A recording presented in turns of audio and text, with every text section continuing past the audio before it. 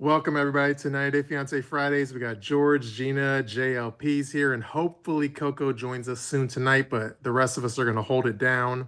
How's everyone doing? Hey, I'm good. hey, Captain. Good, everybody. good. Hey, everybody.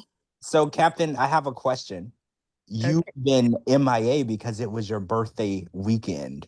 So, we need a little recap of how the birthday weekend went because we weren't there. We don't know how crazy it got. We don't know if there was like strippers, like what was going Well, it started out like a nice Girl Scout birthday, especially for my age. on. And Okay. then after, the drinks and stuff like that, yeah, it was a little partying going on and little dancing and stuff. Not too late though. I didn't stay out till 6. I only stayed out till 4. Oh, look at you. Okay. Yeah, I got my twerk on. So if this was a what happens at Captain's birthday stays at Captain's birthday. Yeah, it's Party. kind of like that, sort of. I mean, I didn't get too out of control like I would in the past, but yeah, I did kind of let my hair down a little. So I've been dragging ass ever since. I'm not as young as I was. So yeah, I've been dragging ass ever since. But it was a really good birthday. You gotta live your best life, right? Like, Yeah, I yeah. I I, I lived it to the best that day. And then the next day I was like, who am I? Well, Were you hungover the next day? What? if you For like wake three up, days. I was hungover for like 3 days after. well, Captain, I look at it like this: if you wake up and you know where you are, you did not have your best party. I knew where I was because I was with people who led me back home. But had Okay, I so been had I that been alone, I would have been God knows where.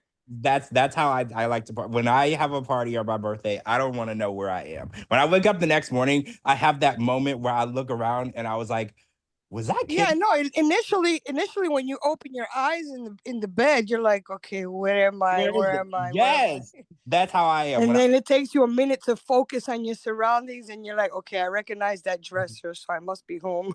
yeah, or I'm a hotel. I'm from a hotel. I'm like, these is these this these my sheets look familiar. yeah, is this my hotel or am I just in a random hotel? Did I get kidnapped? Like what happened? Like I that's how know. I I think. rolled over immediately to make sure it was my husband laying next to me. I was like, And okay, I not know your him. and not your Okay, I know that guy.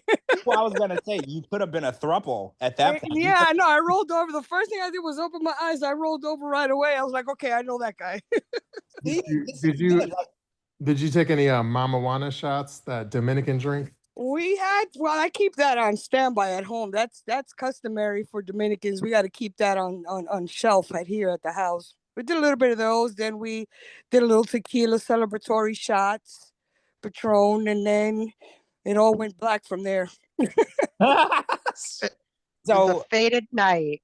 I Yeah, this is the only thing missing was us. We should have been there. I know. Next year I'm gonna party it up with you guys. I'm probably gonna do something crazy like Vegas or something.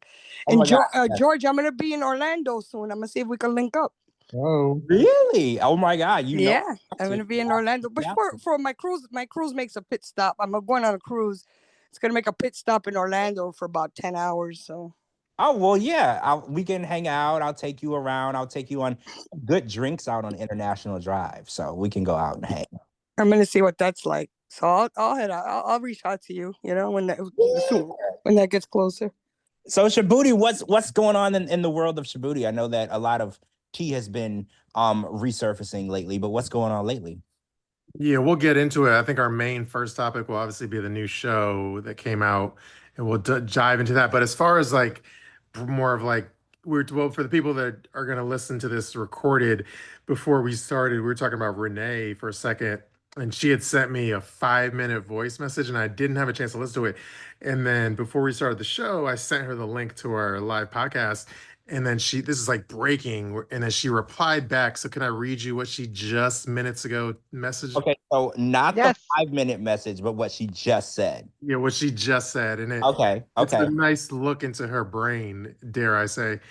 But it says, quote, I sent you a 5 minute long breakdown of what I went through, and you seemed uninterested.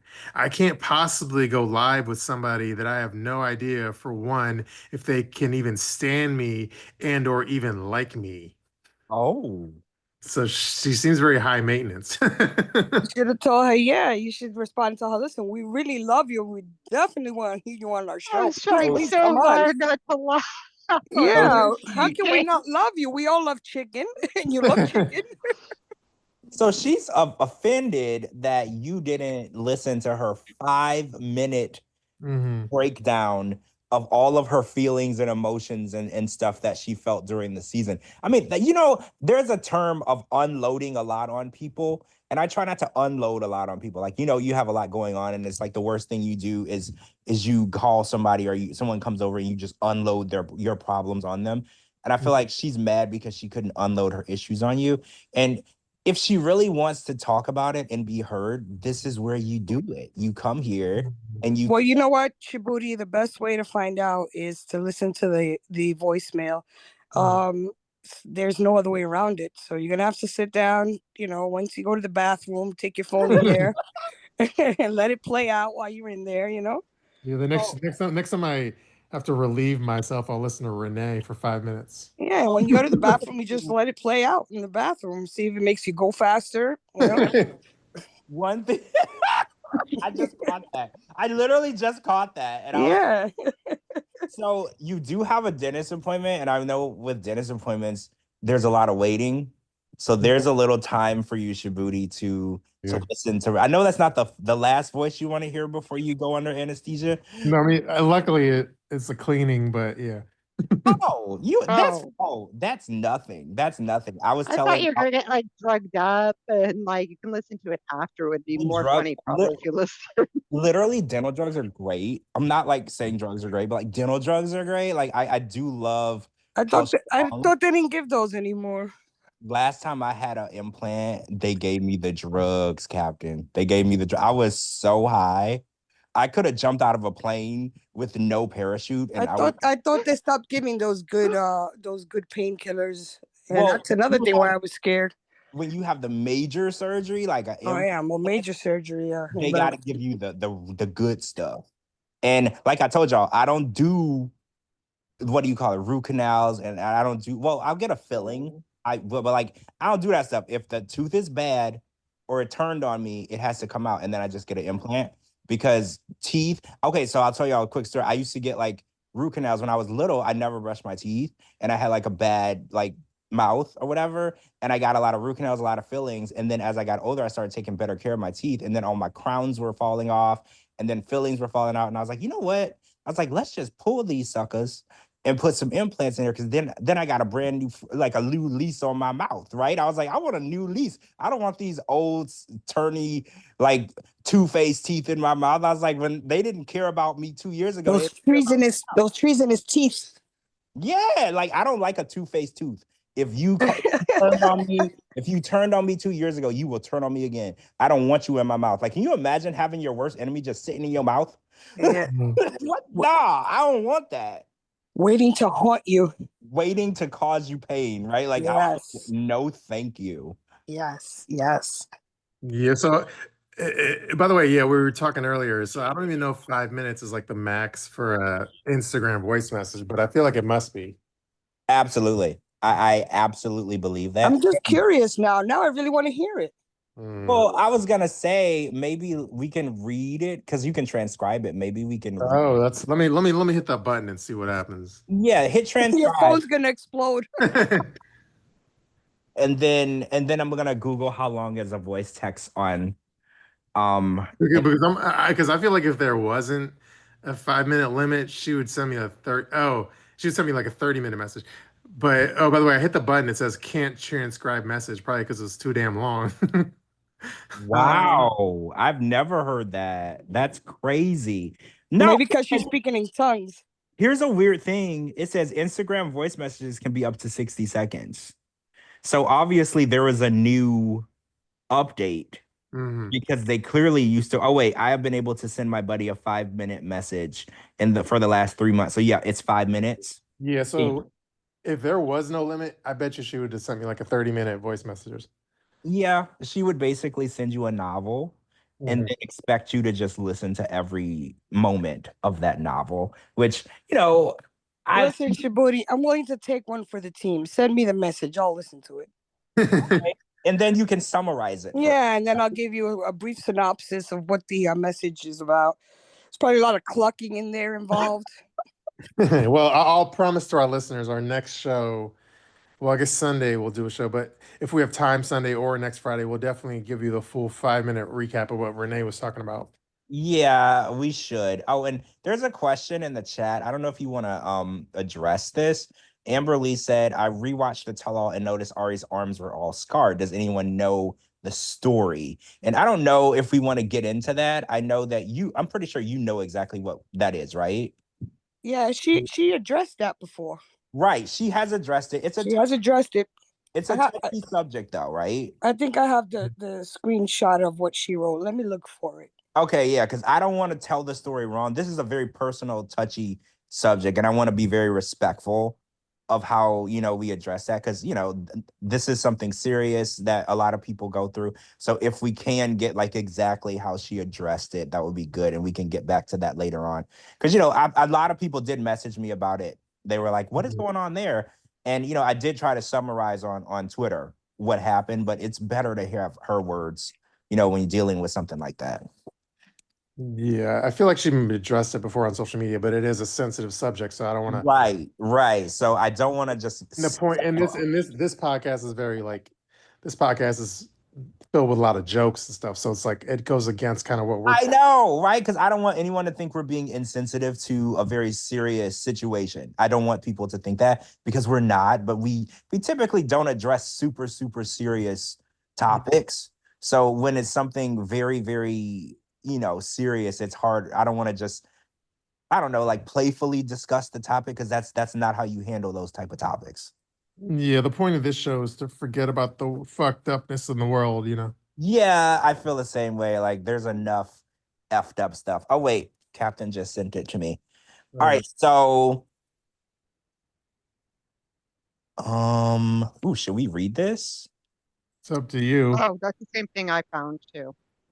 Okay, so she said in her post, Ariella, it came to my attention that people are interested to know about the scars on my arms. I want to say that yes, they are self-inflicted. I had a tumultuous adolescence, as many others have. I started questioning the world and my life from a young age.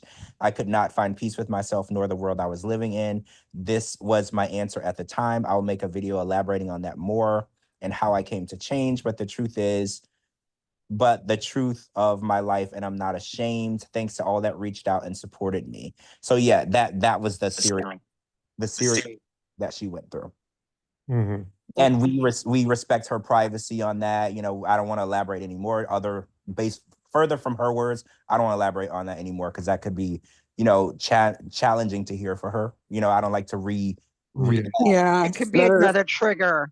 Yeah, she moved on from it, so let's move on as well. True. Yeah, let's get into like our number one topic, which was the new show. Yeah. Oh gosh, that's coming up. So I was surprised by the name, Shabooty. Were you surprised by the name? Because we never got a name. The name was what threw me off. Well, the one thing I will say, I feel like one way you could judge a name is it easy? Like, if I asked you 6 hours later, like, is it easy to remember? And I will say I kept forgetting what the name was. I forgot it now until I went onto your Instagram. Oh, that's so interesting. I remembered it. Mm-hmm. It's the first time I saw The Hunt for Love. I remembered it the first time. So I felt like the name fit for me.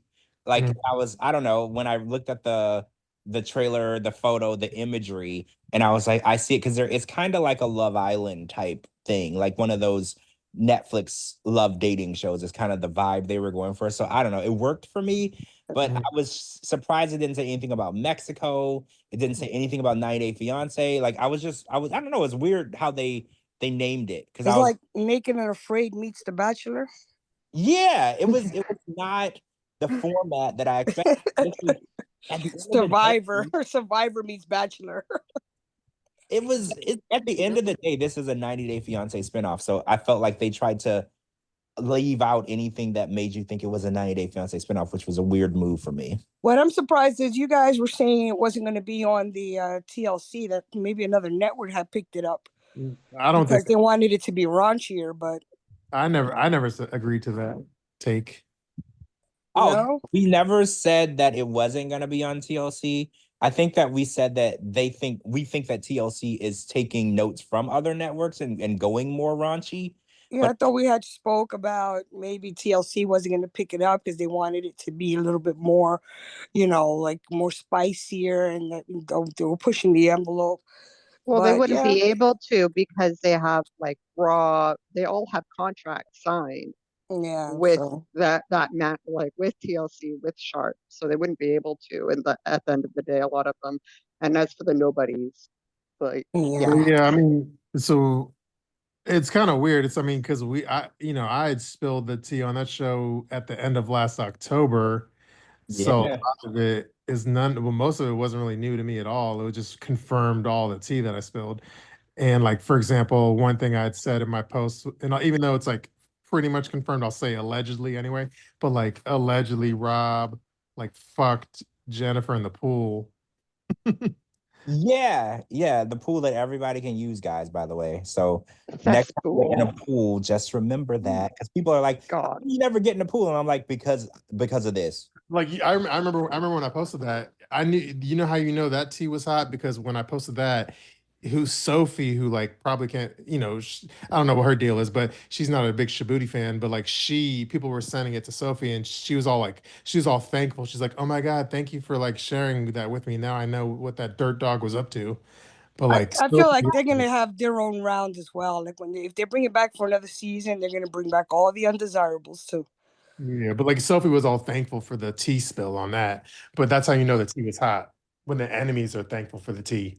Yeah, Well, yeah, the tea was very hot, and a lot of people had a lot of naysaying. Like there were people who were like, "Oh no, that's not true." And one of the cast members who's on the show was a naysayer. Remember that? Us- yeah. He was trying to distance himself from that. are you talking about Usman? Yeah, Yeah, he was trying Usman. to distance himself from that. Mm-hmm. He basically said that it was false. He was never there. He didn't say the show didn't take place, but he was like, "I was never there. I wasn't in Fake Mexico." news. I was never in Mexico. Yeah, I wasn't ever in Exactly. Mexico. And now, lo and behold, and it's funny because it didn't age well, because I think your reply. Do you have your reply handy? Because your reply basically told him exactly what happened just now. Yeah, hold on. Let me find it real quick. So I put it on my Instagram story at shabooty.com. Let me pull it up. Um, oh yeah, I pulled up the post. This is back in, when was this? Was back in November 2024, where I'll read his comment. So Usman said in Instagram, he says, "Fake news, Shabooty. I was never in Mexico. I was in Spain, not Mexico. I was in London, Spain, Australia, Austria, and Sweden." And then I replied at official Soldier Boy. I said, "I stand by my tea. I call cap publicly. We'll see when the trailer drops if you were on it or not." And then fire emoji. That's And right. the trailer dropped, and guess who was on it? Mhm. Usman. Right front and center, Usman. looking all up in Courtney's face. So that lie didn't age well. People need to really learn, if you're gonna call anybody a liar, Shabooty's not the one, right? Yeah. He's not the one. Shibuti gets his tea piping hot. Literally, it would burn him. Like Yeah. if It's he like had a good fire coming out of that teapot. Yeah, I remember when not like present day, but when that happened in November, I was a little pissed off getting gaslit by a supposed friend. Wait, somebody was gaslighting you about No, this? no. I mean, like Usman is my friend, and then he was gaslighting me. Oh, Yeah, I well, don't know why he just didn't say yeah he was in Mexico, because like it's like, I mean, we well, knew what was coming. You knew he what was can't coming. confirm the show because he signed an NDA. No, I know, no. I wasn't expecting to. I wasn't expecting him to say, "Yeah, I was in Mexico," but I also wasn't expecting him to lie to me.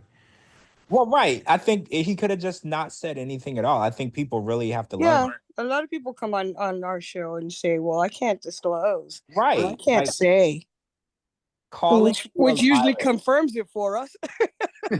Well, right. You can say a lot without saying one word, but Yeah, the minute you say, "Well, I can't confirm that," or "I can't speak about that," that usually confirms what we're asking. Mhm. Yeah, it was just odd because he's a friend of the show and he has been on the show and it's just weird that he would call you a liar. It's a weird stance, right? When he could have Yeah. not said anything at all. He could have just ignored it. Obviously he did the show. Like we're not dumb. He's not dumb, but it's like what drove him to say that you were a liar? Like that's crazy. Well, Nobody he probably just was confused. He didn't want to take the chance and get kicked off. He came this far, He didn't want to get kicked off. I So he mean, was that's like, you know true. what? I came this far to come this far. I'm not going to get kicked off over some bullshit. Let me Well, just say no. yeah, maybe he thought, Yeah, well, he could get screwed over on the maybe contract. they'll think that I told them. So like, I'll put it out there as though, well, it couldn't have been me because I'm saying he's a liar. Maybe he was like thinking that way. Yeah. But didn't we suspect a couple other people of being faulty in those people? Yeah. Oh yeah, Shabooty pretty much told us the whole cast, like Yeah. right when everybody got to Mexico. I'm pretty sure they were still actually Shabooty. They were still filming it when you told us who was there, right? Probably. I mean, Yeah, I think that they were still physically there when you got the information because I don't know your specific source, but you had basically were like, oh, there's this person, this person. I think you even knew that Colt left in an ambulance, right? yeah, I knew all that shit. Yeah. That Clotty had another kerfuffle with Yeah, the leg and broke. I know. Yeah, you mentioned that. You definitely mentioned Tim Malcolm was going to be there. No, yeah. this is like a joke, but let me see if she's in the chat. One second, before it was her joke, but oh yeah, Elena or whatever. She was like, "Oh, watch Tim hook up with Rob." Where's Elena? Because me and Elena think alike. Where's Elena? Yeah, I was gonna say that would be a plot twist. That would actually be a crazy plot twist because Yeah, they both decide to just put an end to all all the the gossip and just. But who right. would be the top and who would be the bottom? Well, Oh well, Tim is that's yeah super easy. yeah. The Tim bottom. is definitely a Tim bottom. is definitely yeah. I think we're all in agreement that Tim is the bottom and Tim Rob. is the bottom. Yeah, Rob is definitely a power top. There's no discussion needed. We have conducted an investigation, and our investigation has concluded, and Tim is the bottom. Absolutely. In a weird, hold on, in a weird way though, aren't Tim and Rob like Eskimo brothers? What does that mean? Does anyone know what Eskimo brothers would be? Does that mean you like fuck the same person or some shit? Oh, Is that what that means? So yeah, they both have. Well, wait, did Tim actually fuck Jennifer? he never fucked Jennifer. Yeah, I Oh, remember No. her trying He to, never fucked Jennifer. and he was like, "No, I don't really want to do that. I don't know her well enough." Remember? Yeah, after 3 weeks in Colombia, he still didn't know her well enough. Yeah, and Jennifer was like, "He's got to be gay, right? Because he won't even touch." Yeah, she was throwing it out there. Yep, she was throwing it out there that his sexuality was questionable because he refused to even cuddle in the bed or do anything. Yeah, he was acting really well. He said that it was because he likes to get to know people first. I didn't realize that's what Eskimo. Yeah, but that's stupid because he said he wanted to get to know her, but he went with the ring to propose. Yeah, he was gonna propose to her on the trip. So I mean, that's what everybody was taken back. They're like, "Wait a minute, you don't know her well enough, but you're proposing." Mm-hmm. Yeah, That's gonna be awkward to see them there. Yeah, somebody. I like that they're there so though because Jennifer has always said that about Tim, and Tim has always Yeah, she has no Denied. filter. yes. And again, I don't like when people come for people's sexuality because I don't like it when Sophie did it to Rob. I don't like it when people do it to Tim. I think that it's when you do it in a negative or malicious way. I don't like that. But I think we can joke and say, yeah, Tim could probably go on that side of the street, right? Like we could joke and say that, but I'm not saying it as though. Well, the way Sophie did it on national television was, like if it would have been during the show or something like that, she would have like hinted towards it. But the way she was just coming at him, like, yeah, I got receipts, you doing this, and they were debating, the price of the blowjob being 5,000 to 500. 500, right? 500 and 5,000, like that was a little much. Like she should have just left that alone. If she wasn't going to show the receipts, she should have left that alone. I feel like because a lot of people raised the same question. They were like, if you knew, okay, so hypothetically, say that some guy did call him and he was entertaining doing this for either 500 or 5,000. We don't know. Why did you not leave him right then and there? Because it's like Exactly. y'all were together for quite a while after that, and y'all were trying to work things out quite a while after that. If him sucking dudes off bothers you to the point where you don't want to be with him, All right. She said she was with him after the resort. They yeah, had sex a bunch of times. a whole bunch of times, right? So it's like if you Mhm. knew that he was doing that, because first of all, she knew that he was on OnlyFans, right? Because she's not really Sophie, more so Jasmine has been trying to shame him for that. But it's like if you knew this man, you knew what he was doing, you knew that he had the butt plug stuff out there. Like you're not stupid, you know, right? Because she was on OnlyFans too. But now that it's coming out, she's using it as though it's something that he should be ashamed of. And it's like, but you knew about this already. You married him anyway. You I did. think that the problem with people taking her side or like not feeling as bad was because at the beginning, remember Rob was like shaming her for being bisexual and stuff like that. He was like, oh, she's with Kay and she's bisexual and she likes girls or whatever. So people are like, okay, he's pushing on her sexuality too much. So now when she did it to him, people weren't as sympathetic towards him. Do You you, on the show though, on the new show, do you think Tim will canoodle with both sexes? Nah, Tim is playing that card very close to his chest. For whatever reason, I don't know. Mm-hmm. He's playing that card too close to his chest. I mean, it's got him on like four 90 Days Fiancé spinoffs already. Yeah, I think Tim, okay, hypothetically, let's say Tim goes both ways. Tim is the person that would take it to the grave. He's Yeah, going, he's es- never going to. especially for his 90-day career. Look at how many shows he's been on 90 Day Fiancé franchise. Just pretending that like he's hunting for love, which he really isn't. But it's gotten him spots, and he's got that forever chair on Pillow Talk. That's crazy. Yeah, you're right. And it's funny because him and Veronica have gotten that forever spot. Yeah, they got that forever spot. Veronica So wasn't even a real cast member. She was. exactly, she piggybacked off of him. I know. And it's like they really did hit. But then again, Jamal piggybacked off his mama, Well, yeah. Look at Jamal. and he got a forever spot too. He did. He's got a forever spot on Pillow Talk. And there's a bunch of them that piggybacked and got forever spots. Yeah, you're right. It's like people are putting their cards and they're winning.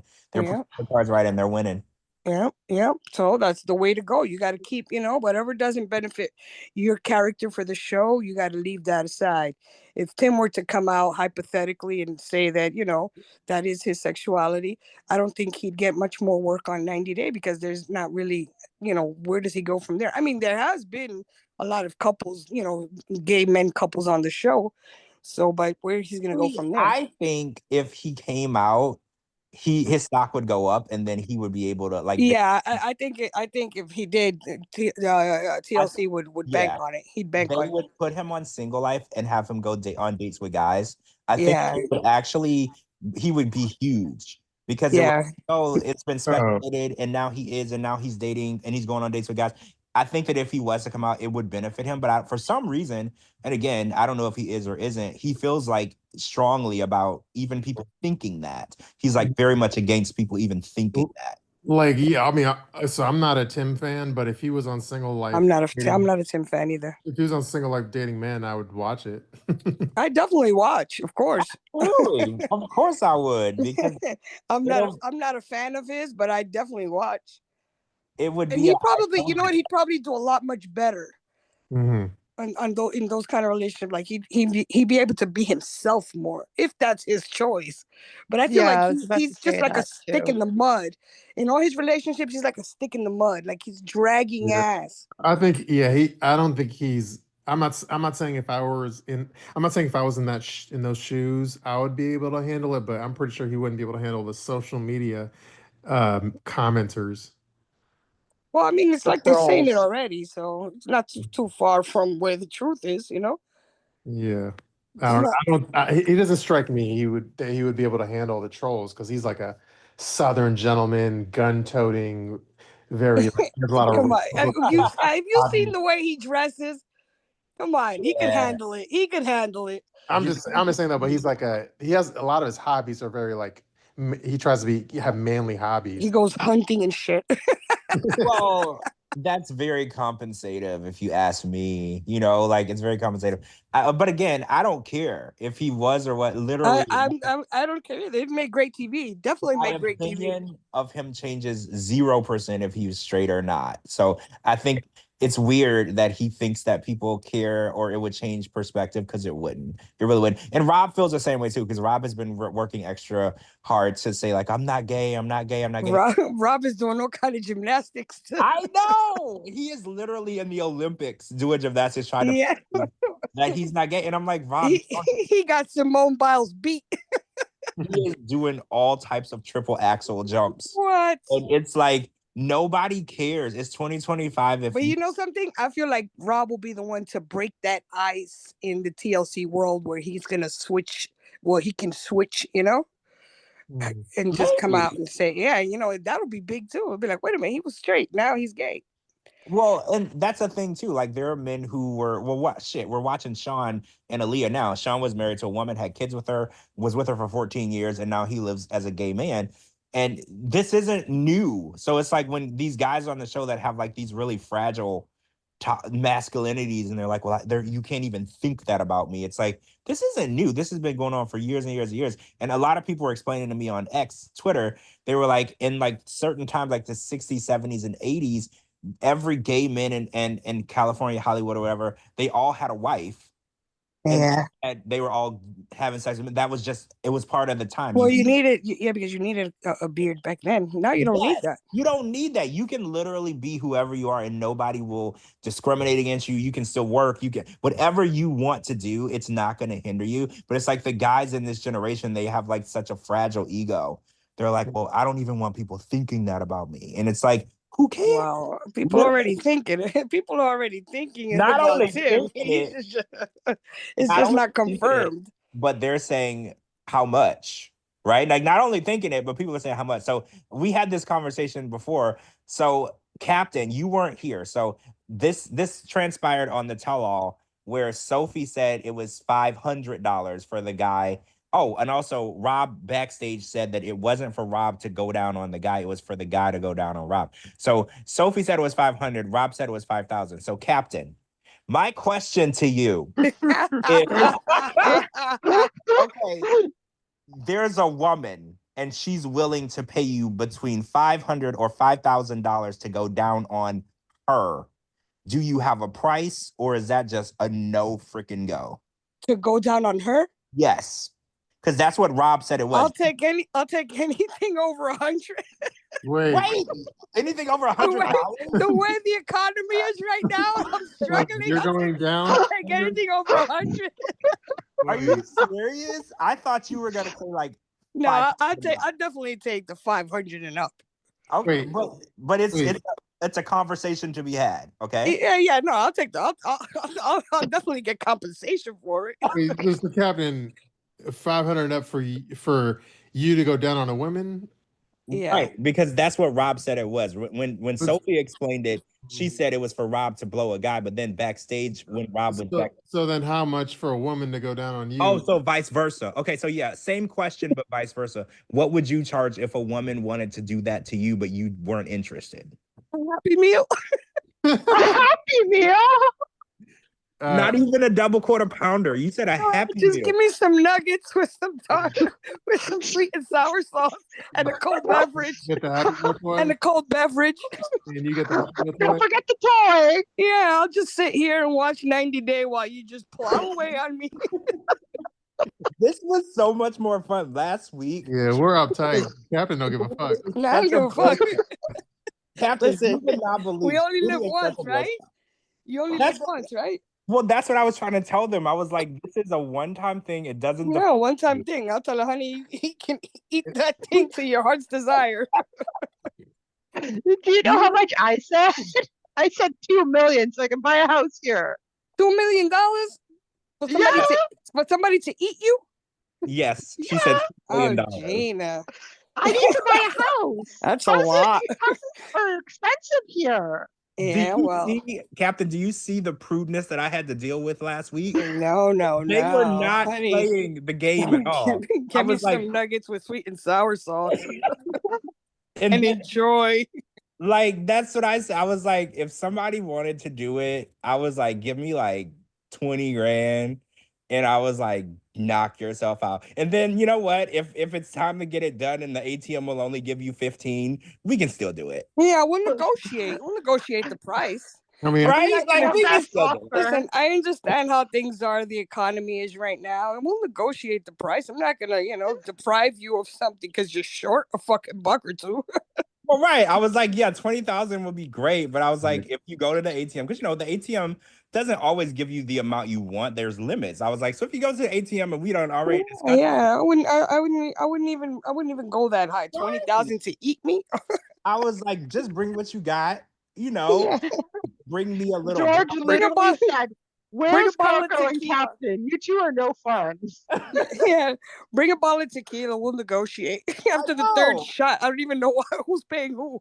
That's what I'm saying. Like with the right drinks and a blindfold, With the right amount of drinks, Well, you don't no, know who's paying who. that's why this show is so beautiful, because like half the hosts are uptight and the other half of the hosts are degenerates. Yeah. I mean, I am not out here acting like, I'm a high-end prostitute. Like, if I was a prostitute, I don't think I would be getting $50,000 a date, okay? Like, because I'm probably not a good prostitute because I'm probably too honest. Like, I'm not gonna, how you watch a porn and the girl is acting way too excited?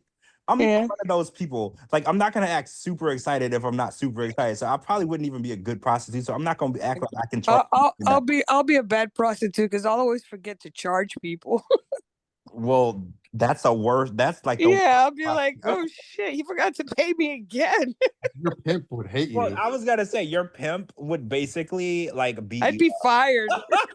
I'd get fired right away, like on the second day. They'll be like, okay, you're not cut out for this. No, yeah, because you gotta. And first of all, money is collected up front. So if they forgot to pay you, you shouldn't even. Exactly. I shouldn't have even been there. True. So, by the way, before we officially switch 90-day topics, as far as the new show, there were a couple of the new cast members I discovered. If you want me to just like lightly hint on what their whole deal is, I could share that. Oh yeah, so you're talking about the Hunt for Let Love. me do it. So, if it's okay, yeah. So there's this one chick who's a Maxim model. Her name is like Elise Benson, and she has 47,000 followers already on Instagram, and she lives in Miami, and she's like a model chick. So I think, well, she's going to be on the show as one of the new cast members. You said 47,000 followers Yeah, already, yeah. already. Wow. Okay. So there's her. She's a hot chick, and then let me pull up the other one. Give me a second. The other is a dude for the ladies out there and or the other people's. There's this guy named Rocky Russo, and he has 5,300 followers, and he's one of those like fitness coaches, and he has like a podcast.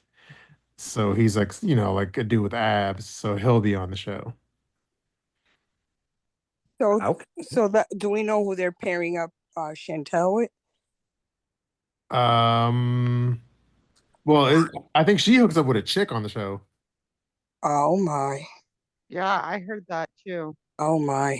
Yes, that is what. Oh, I thought my. her partner was on the show. That's how I she thought I met her. saw or her something like that. canoodling up with some like one of the new characters. Probably. And then, just one other component. So we just mentioned two new cast members. And if anyone in our Patreon needs the links, just ask and I'll send you the links to those profiles.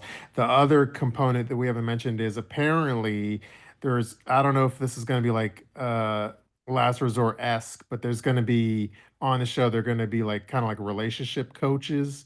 Oh, okay. So there's this chick named Tanya. She's going to be a relationship coach on the 90-day Hunt for Love, and she only has 943 followers on Instagram, but so she'll be on there. She'll probably be like a Last Resort-esque kind of life relationship coach. So she'll be on there like giving advice to the horny singles. Oh, jeez. Well, you know what? Now that I think about it, that's probably why on Diaries they show Chantel with her friend Ashley, that they were in the same bed together the day before she went to get her surgery. Mm. So they're probably warming us up to, it's a soft open to her new venture off at the Hunt for Love place. Yeah, I think but there's a question mark of if she filmed Diaries after the Hunt for Love or what.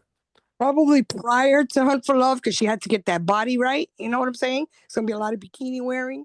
So that little birthmark removal tummy tuck procedure might have came in handy for that.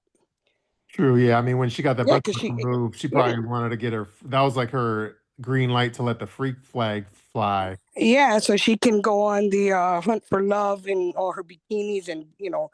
her all her outfits. So that probably came prior to Hunt for Love. I mean, I'm looking forward to the show. It's gonna be messy. I know that. True. Yeah, I agree. All Agree. right, and I guess but now before we switch subjects, let me give a couple shout outs to some new Patreon supporters. So Sophia, she's the hot stripper chick who joined us one Sunday. Sophia joined us on Patreon, and I think Gigi just joined us like tonight, like while we're doing the show. Oh, thank you, Oh, Gigi. Hey, Sophia. hi, Thank you, hi. thank you. We Welcome. appreciate that. Welcome to the madness. If you just got here, the last conversation we had was how much we would charge as hypothetical prostitutes. So I hope that you enjoyed that because it's not something people usually talk about. But actually, Jasmine brought up on the tell-all that she would charge 500 to suck dick. Actually, so Didn't she say 1,000 or some shit? oh no, you're right. She said she would pay. She She said would charge 1,000. 1,000. She said 500 was too low. Yeah. So even Jasmine knows that she's not worth $1 million, right? She was like, "Oh, I would charge $1,000 for that." So even Jasmine is like not asking for $1 million bucks. Yeah. All right. So the next topic, and it's not the most exciting, but we didn't get a chance to talk about diaries. So what did you think of the whole Zied scene? Did it come across? I don't want to lead the witness, but did it come across to you as fake or what? I Yeah, think that's fake. yeah, it did. It did come across as fake because you have to remember diaries are self-filmed. So you have to come up with your own storyline. You have to come. You, George, you say self-filmed, but there's a lot of filming going on that doesn't look like people are holding up phones. Like there's a Okay, crew in so there. let me clarify. Mhm. Self-filmed means no crew from Sharp or Sharp Entertainment show up to film. You can have friends or family or anybody that you want to show up and help you. Oh, So So, like, for instance, like when David and Annie were filming theirs a week or two ago, they had a lot of times where you could see them walking and they obviously weren't filming themselves. They had people filming for them. So so you can contract your own, like you can call your friend and say, "Hey, I'm filming diaries. Would you help me?" That's 100% allowed. They just don't use any actual crew. oh, okay. Because I there know there's a is lot of shots that don't look self-filmed. look, there is and then let me give it an addendum to what George said. There are, and again, maybe with the bigger name couples or people, but there are sometimes a sharp production assistant PA will be there on hand, and they're probably filming. That's what you're seeing sometimes. if, Oh, if you're a big name person, you can make demands. Like you can say, "Yeah, I'll do it, but I want someone to come out," and you'll get like a PA. You won't get an actual camera person, like the people who fly overseas and do actual filming for the show, but you will get somebody to help if you really demand it. Yeah, oh, okay. All right, I can deal with that. Not for everybody though. You can't just be anybody. You got to be somebody to get that though. true. So yeah, so the Zed thing, it looked a little contrived or what? Yeah, Yeah. for me, it did, and I know that it's not concluded because the original trailer, we saw Rebecca meeting the girl, like they were sitting in the restaurant and she was meeting the girl that she caught him with. So I know that this isn't over. So Ziad is saying that it's his friend's wife or whatever. I just think it's not what it seems. It looks good for a storyline because this could easily launch them into The Last Resort season 3. It's a good storyline, but I don't think that what we saw was real time action. I don't think that You at can all. put two people between Zaid and the girl in the parking lot. Yeah, Like there is no hugging, there is yeah. no emotions There's like absolutely of them holding no hands indication. or anything. And in my opinion, I mean, I might just be messy, but if I was out spying on my girlfriend and I saw her out with some dude, I wouldn't be like hiding in the car, like, "Drive, let's go. I don't want them to see me." I would get out the car and be like, "Hey, You know, like I know Yeah, you out here definitely be like, It would be an hello. episode of Cheaters. Yes, it would. Yeah, It would I be definitely be like, legitimately. hey. Yes. I would wait till they get into the restaurant and sit down, Mm. and Oh, then and I'd see. then Yeah, you would then you run up can. on them. Yeah, then you can judge from there. Like, okay, what's the situation? Are they sitting together? Are they sitting far apart? Are there other people here in the restaurant with them? You know, but just walk into the car. You can't, because people, when you're cheating, you normally don't walk down the street holding hands with the person you're cheating with. You try to like walk separately. Well, yeah, you wouldn't arrive. Yeah, I agree with that And too. then like what was he wearing? It almost looked like he had like a gun holster over his Yeah, I said shoulder. it was like a holster suspender combo. He looked like a young Indiana Jones or something. Yeah, holster suspender combo. We got to figure out what the hell that is. I was wondering too. And Which Chinese website he bought it from? He looked like he picked that up on the checkout aisle at Ross. No, that shit came from someplace else. He looked like a lumberjack. Yeah, I look like a weird item. I don't know. We got to look for to see what that is. yeah, we have to figure that out. And everything was just too contrived because she was like, "Oh well, you know, I used to be a private eye, and the signs that someone is cheating is they start taking better care of themselves. They start going to the gym. They start dressing nice. They change their hair." And then she was like, "He's done all of these things," and it was just too contrived for me. It was like, you know how you're watching a sitcom and there's a conflict right in the beginning, but you know by the end of the sitcom they're gonna resolve the conflict. I felt like it was that. It was like Well, y'all the are. thing is, he asked her too if she wanted to come. Yeah. He was like, "I'm going to the bar with my friend from work. Do you want to go?" And she's like, "No." Mhm. Oh no. And I was just like, and then the way she reacted, I've watched enough cheaters, and then the Tammy Roman cheater show too. Like I've watched enough shows to know how people react to their husband or wife cheating on them, and she didn't react the right way. If you really think that, or you're watching your marriage dissolve right in front of your eyes, you're not going to say, "Let's just drive away and not say anything." That's not how people react to their life falling apart. And then yeah, I mean I don't remember how long ago it was. Let's say like 6 months ago. I messaged Rebecca's daughter, and she said like Ziad is a great guy and she's really sweet to her mom, and that we all get along well. Oh, did you? Yeah. Yeah, but Interesting. in the thing, it looks like they want to fight him and stuff. Like her yeah, Rebecca's kids are like, oh, she better not have cheated, this and that. Nah, And the report I the got. post show that they were together in December, like for Christmas and stuff like that. So Yeah, they're together and everything's fine. Oh yeah, they're together. Now, let me say this. I'm not saying that I don't think Zied has not cheated on her since they've been married. I'm not going to sit here and say that. He probably has. But this situation that we just watched, this wasn't the situation. Yeah, no, that's just filming for to be on the show to get a piece of the script. When Ziad, if he ever listens to this podcast, when he realizes he could like get sexual relations with Captain Picard, he gonna meet her at McDonald's. All you gotta do is get me a chicken nuggets with some sweet and sour sauce, and maybe if you throw in, a little bit of honey mustard. I don't know. Don't Depends even how I Uber feel. Eats it. He'll send don't it throw Uber in Eats to you. Yeah, it don't throw depends in how I'm feeling. don't throw in a McFlurry, then things getting real wild. Now for a McFlurry, that's it. No, man, throw in a Dairy Queen Blizzard. Oh, don't throw in the blizzard. Your world gonna get rocked. Well, I Oh, don't think Mr. Picard is not gonna like you after a blizzard with somebody else. Oh, I know, Mr. Picard will kill me. He knows I'm crazy though. He knows that he married a wild one. Well, I was gonna say that he has to know what. Yeah, he knew me when I was me for real. See, that's what I'm saying. When you this is the tame older version of you. Yeah, he knew me when right, I was in them streets. see, I like that. I like when people know you well enough. That's the They're best. like, Yeah, that's the best kind of relationship. You have, yeah, the person doesn't know what they're getting, and you're free to be yourself, I and know, right? and you don't want one of your make a mistake and one of your bones slip out of your skeleton slip out of your closet by mistake, and or somebody that knows you way back when. That's it, Yeah. So, before we switch subjects, so I know the diaries is like 2 hours. So, were there any other people we're talking about? Because I can't even think of any. Oh, did y'all watch the Libby and Andre scenes? Oh, yeah.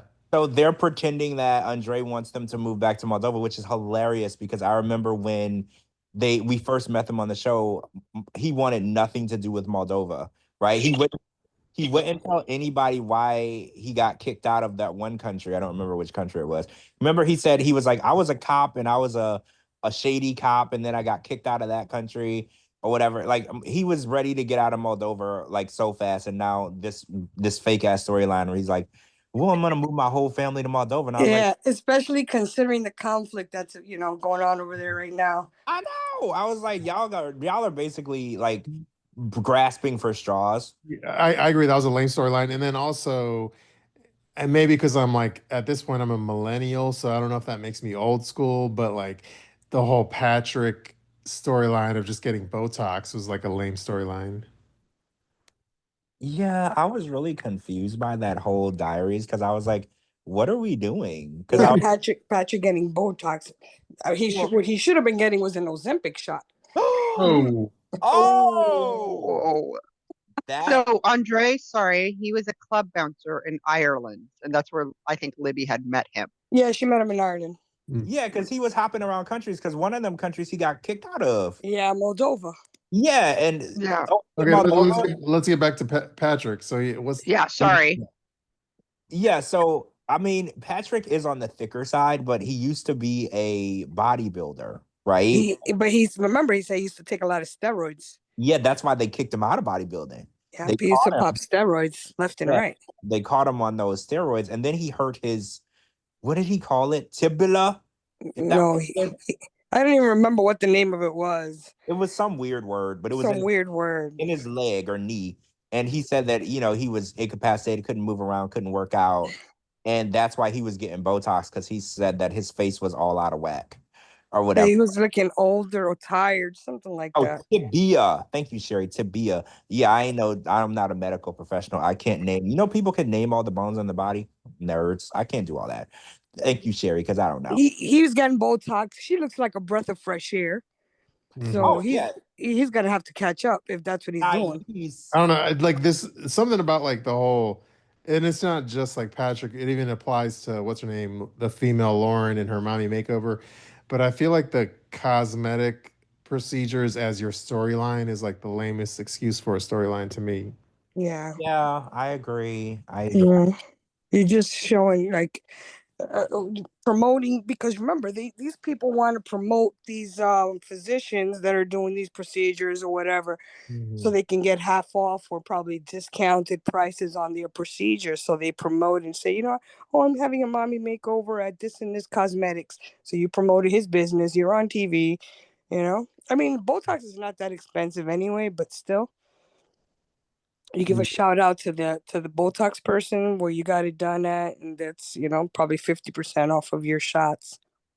Yeah, I just feel like that's just like when that's when you're really grasping for straws at like a story. Well, they're happily married. They have an amazingly beautiful family. They live in a beautiful mansion. Yeah. No offense, but there's nothing going on. Yeah, they don't qualify for any of the other spinoffs. They don't qualify for the Last Resort, definitely. Well, yeah, they're not fighting. They get along fine. They're really well off. Thais ain't naked online. Like they're yeah, she's not doing the old fans, the they're fans. classy. They And it's like, yeah, and it's like, I don't know. It annoys me though with 90 Day people. It's like they have to like grasp at any opportunity to appear on the show. It's like at some point you should say, yeah, we have no drama. Like, fuck it. If we can get a pillow talk, that's cool. But like at some point they should just like throw in the towel and say, Well, I mean, nobody wants to turn down money. I know it's a lot of money for a little bit of work, but hey, I have a weird question. This came to me recently. Did y'all ever notice that Thais never did pillow talk? It's always been John and Patrick, and I've always wondered why Thais never agreed to do. You know what? That's a good question. Is it because her English sucks or what? I mean, her English, she has a thick accent, but she does really well. She can't be worse than Annie from Annie and Robert. Right, I agree. Or the other Annie either. It makes me wonder if Thais is not about all of that fame like everybody else. Because I was like, why wouldn't she? That's easy money. Patrick is already on there. They will give her, it's you get a payment and it's not a split payment. You each get I a payment. mean, she has the personality of a sheet of paper, so She has a personality of like yeah, of of like a dish rag. She a got the moth personality of with a a dish of a wet dish rag. I mean, if you had to put, She's not funny. She's not interesting. She's beautiful, but yeah, that's it. she is gorgeous. You're right. She is gorgeous. She is Okay, a gorgeous girl. random question. I know I hate to like kill the show. Like, what's it called in the Jurassic Park when when like a mosquito is in that like yellow thing, the yellow honey type material? Oh, the Amber. Amber. She has the personality of a moth stuck in amber for 1,000,000 years. Yeah, she has no. I mean, but you know what? Maybe because English, since English is not her first language, she's not fun in English. Maybe she's fun in Brazil.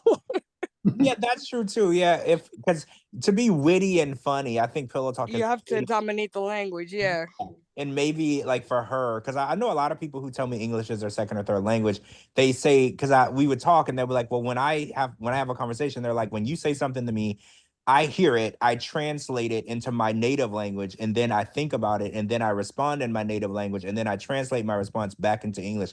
They're like, so my response is so delayed compared to you speaking your first native language. Yeah, but they could, if they really wanted her on the show, they could have hooked her up, with little scripts and stuff like that, because she's not the first person on the show who doesn't dominate the English language. Yeah, yeah, you're right. A lot of people like Annie. Annie from Annie and Robert, she's come a long way, but And then I noticed Thais, I'm not going to name the app, but she was promoting an app on her Instagram. So she does like being an influencer and making money.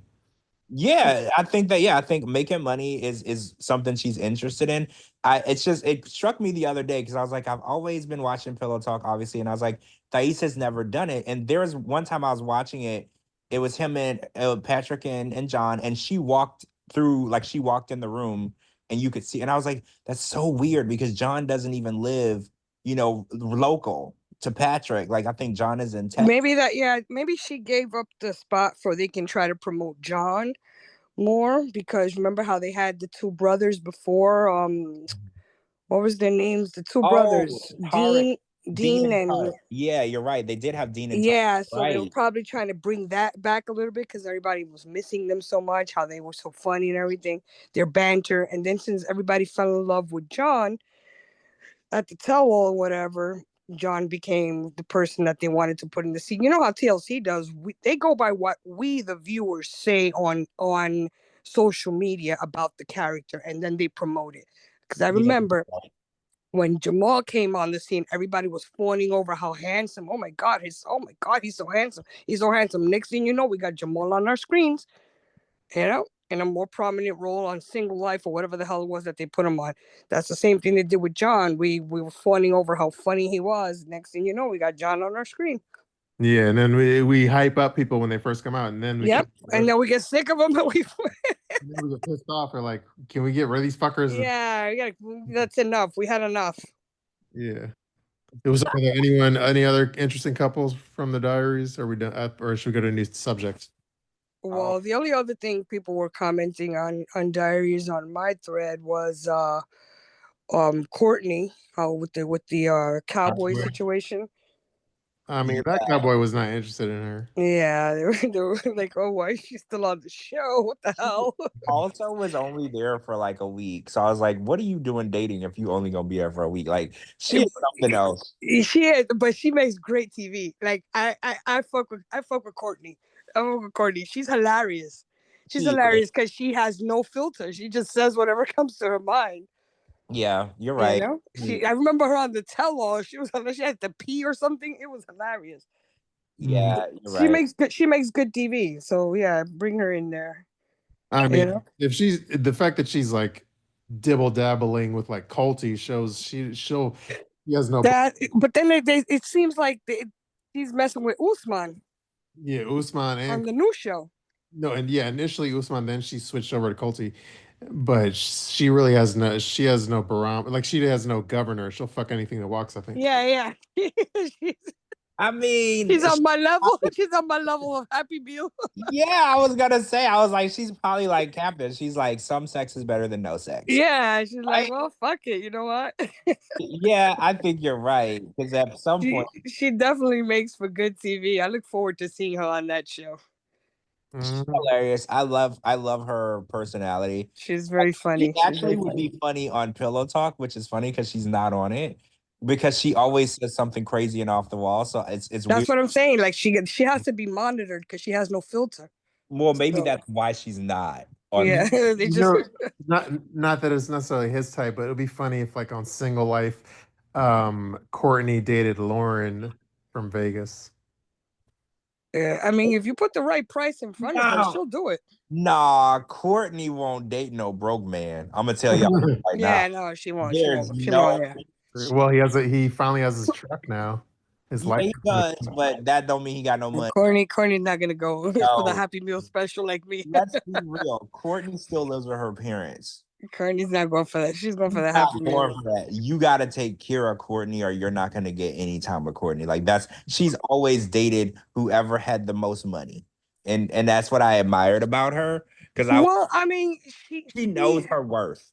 yeah, she has traveled around looking for coin, but she hasn't been successful in that aspect. And then she lived with that guy, that creepy guy during COVID. He had money. He had money. He had Money. the period cup company. Yes, I think the thing is she's never bagged. She never married a rich dude. She can Yeah, find them, but she can't seem to. they'll wine and dine her, but they won't keep her. Yeah, that's the issue. Because like you got to be a Jasmine. You got to find a rich dude. You got to marry him, and you got to. Well, Courtney even said it. She's willing to go as high as 90 or 100 years old. Remember, she said she don't Oh care yeah, how old. because she was like, "Look, if he's 95, I only got to deal with him for like a year." Like she is like, because I don't think it's about like relationship or companionship. Courtney just needs somebody to fund her life and pay for her stuff and buy her stuff. So Yeah, she just wants to be. She got her mom and dad at home for Mm, security, and then she just wants wine and dine and traveling. yeah, true. she do like her traveling. You're right. All right, let's switch subjects if that's cool. All right, go ahead. Okay, so did you see Kay kind of went at Jamal a little bit? Um, I posted on my Instagram at Shabooty.com. Can I read you what Kay said about Jamal? Yeah, Oh. yeah. Okay, she's Well, it was in response to Jamal. He was on Pillow Talk and he was saying how, like, Kay always like wedges her way into relationships, and he was using like shoes and like did a physical metaphor of like whatever. So then Kay responded. She said on Instagram, "Quote: Now Jamal, I know you weren't talking shit because aren't you the same Jamal who was also sliding into Sophie's DMs, telling her Rob was a piece of shit and trying to fly her out to see you a while back? Question mark. I'm starting to think the only way to be in 90 Day Bad Boys is if you've ever liked or slid into Sophie's DMs. Now they're both his besties. Weird." Oh. oh Oh. oh I mean, oh is anyone surprised that Jamal slid into Sophie's DMs? no No. I'm no No. surprised. Just no. like I wasn't surprised that Josh slid into Sophie's DMs. See, here's my thing. Sophie, oh wait, Coco Puff says, are they Eskimo brothers? Oh my God, I don't know.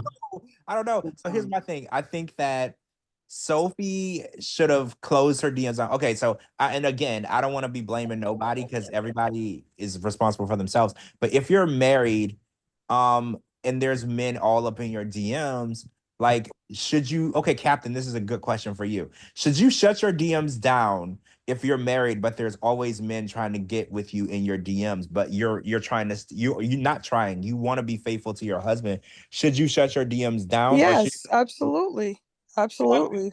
I feel like she just kind of let all the Absolutely. guys. That's only going to bring problems because you having that social that was not close it down, but you shut somebody out. When somebody slides in there, you're like, no, I'm not interested. I'm married. Blah blah blah blah blah. You don't have to necessarily shut it down, but you can put you can put boundaries on people that are trying to creep in there, like do creepy shit. She Yeah, should it's have put called block and delete. yeah, she Well, should have put her foot down, but she liked the attention because I mean, let's be honest. They were all probably just all flying around like a fly trying to get stuck on fly paper to see what sticks. You know, Jamal is trying to see if that sticks. Josh is trying to see that sticks because they already knew she was on the outs with Rob. So they knew she has potential opportunities for like single life, something else to come around. So they're all trying to latch onto that. See, I agree. And again, it's weird. Kay's not wrong that all the 90-day bad boys were at trying to be with Sophie at one point. That is weird. And they're all best friends now. Because, like, if I was married to somebody and even if I got divorced, if I found out while I was married that my close friends were trying to bang my wife, I would feel a certain type of way. Unless, and this is hypothetical, unless they knew something about Rob that we don't, and that her relationship with Rob wasn't that serious to the point that, you know, she's looking for a little action. You understand what I'm saying? Maybe they feel like, well, she said Rob, you know, the accusation she made about Rob. Yeah, but then if allegedly if he was gay, and then your response would be, I'm gonna fuck his wife, and then I'm gonna make a gay-esque boy band with him. Hey, you know what? Maybe they're looking for Yoko to break up the band. Who knows? But there's no reason why they should. They, you know, if they're really cool like that with Rob, why they would be sliding in her DMs on the down low? Like, unless they know something that nobody else knows. You know what? Maybe. Yeah, I mean, the one thing I will say, Jamal sliding into your DMs if you're a woman, that's not saying much because you don't have to be on the show. All you have to be is attractive, and he's probably gonna slide in your DMs. And I know that for a fact because he's but if he's besties with Rob and they have this boy band going on, I mean, that's kind of fucked up, you know? Yeah. Unless, like I said, unless you know something that nobody else knows. They're all wolves, whether it comes to pussy or fame, they're gonna be sliding into the DMs. So yeah. Well, Pineapple Girl says, what if her conspiracy theory is what if Rob put them up to it? Well, it blew up in his face because the way that they're presenting it, it doesn't look good. So it blew up in his face. I mean, he could have, but I think when they first started the show, because Rob has said many times that him and Jamal and him and Josh, they weren't friends when he was with Sophie or when they were married in the beginning. So, because he keeps saying like, well, I don't know, I didn't know them then or whatever. But I mean, I don't know. If I was married and I found out my close friends now were trying to bang my wife while I was married, yeah, they wouldn't be my close friends. well, right, because I was gonna say, Captain, I would have to reevaluate. Exactly. Like, it would be weird. You were trying to fuck my wife. Yeah, so it would be weird. Like if George has this, like, if let's say George is dating some chick, whether she's on 90-day related or not, she's hot, and then I slide in her DMs like, hey, what's good? I'm gonna be in Florida. You want to hang out when you're not with George? Or like, wouldn't that would be kind of weird? Yeah, that's definitely weird. That, you know, you could say, well, they were sliding in her DMs when we weren't friends, but now you are friends. I So know. that's even more weird. That's what you were trying to fuck my wife behind my back. It's weird. It's There's something going on there with that little clique with those band boys and Sophie. I know they all, and no offense, I think Sophie is pretty, but for them all to try to get with the same girl at different times is just, she's not the only fish in the sea, you know? Like, it's just really weird that they all. It's weird. Something weird is going on. I know. Something real strange is going on in that little clique there. Very incestuous, 90-day incestuous. Yeah, right? Like, I mean, she's pretty and she has her body, you know, she's done a lot of nice things like work, like breasts and all that stuff to her body, but she's still an empty vessel. Mm-hmm. Well, Sophie has a personality that is hard to deal with. Like, she's really pretty, but like she's insecure, but she's also very hurtful and hateful and vindictive. Yeah, that's what I said. She's an empty vessel. Her personality, she has no personality. Like, if you've ever seen her on the show talking, she's just like, you know, a dim bulb. She's just there. You know? Yeah, she's like she latches on to other people's thoughts. Yeah, she'll run off other people's drama. I mean, look how long it took before Natalie got a rise out of her. If somebody else would have, you know, been picking on her and talking shit, she would have jumped up and, you know what I'm saying? But she's just there like, you know, what the hell? It's a check. You know? Yeah, I agree. She's just there for the participation trophy. True. Should we go to the next subject? Yeah. So Sam, aka Sam Wilson, aka the dude with Citra, aka the dude with a neck tattoo, aka Beavis and Butthead, he did a swipe. He swiped, aka at Jasmine. Do you want me to read what he said? Oh yeah, I want to hear this. Okay, let me pull up his little message. It was from my comment section. This is him talking about Jasmine. He says, she's reaching a sad level. She has post-traumatic TV syndrome, guys. Please don't make fun of her. She's very ill and withdrawing from spotlight attention. Also, possibly from filler and Botox addiction. Oh, that's fired. That's not what I expected. He got her. He pulled her card.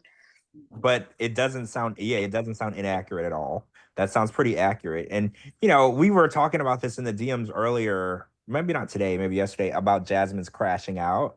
Mm-hmm. Literally been crashing out all week. If people don't follow, I mean, I don't follow her, she got me blocked. But if you have like been seeing the reposts, she is crashing out and it's really bad. And at the same time, I get, being on TV, airing out your dirty laundry and everything is not something that people in their right mind do.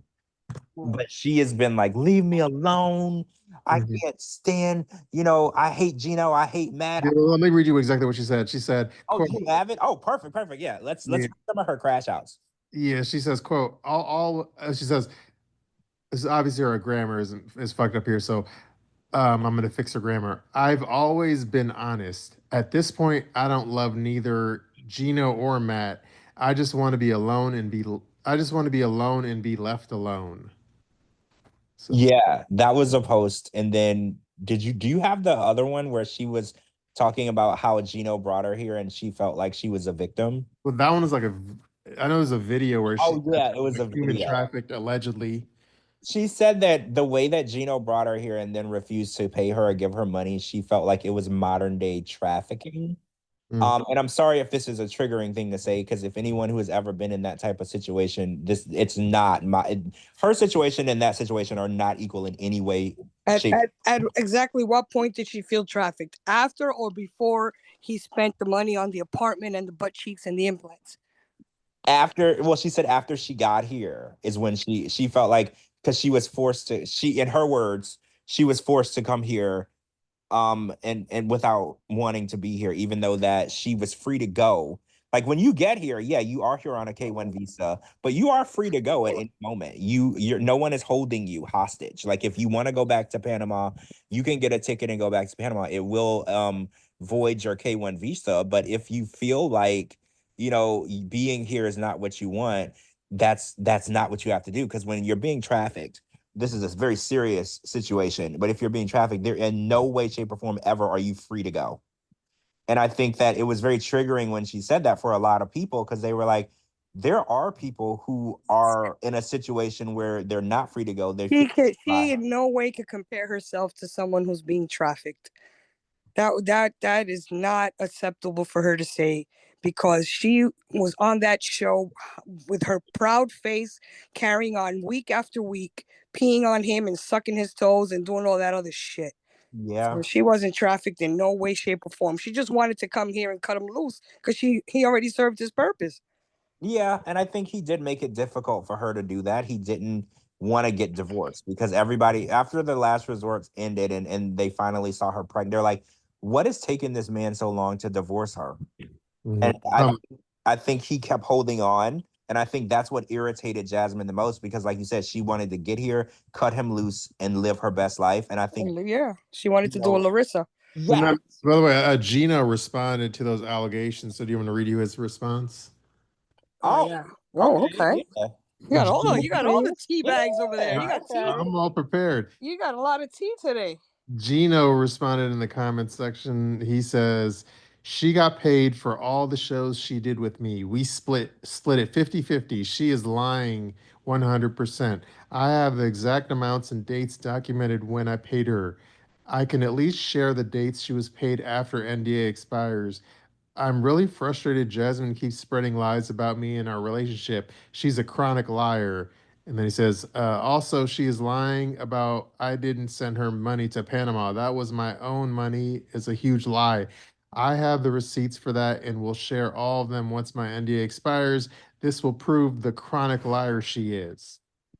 Oh, yeah. So she did, you're right, make that allegation that she did these shows with him and they sent one check to Gino and he was Mhm. supposed to give her her half and he was not. And Gino was like, oh, I got proof that I was paying her her half.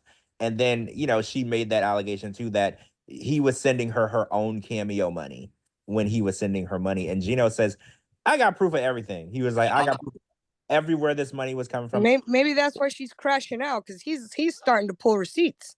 Well, Gino kind of had no backbone for a long time. He wasn't defending himself. A lot of people are saying it's because the NDA didn't allow him to. And, he respects the NDA more than she does. But I think Gino is to the point where you can't just drag my name through the mud and say anything that you want.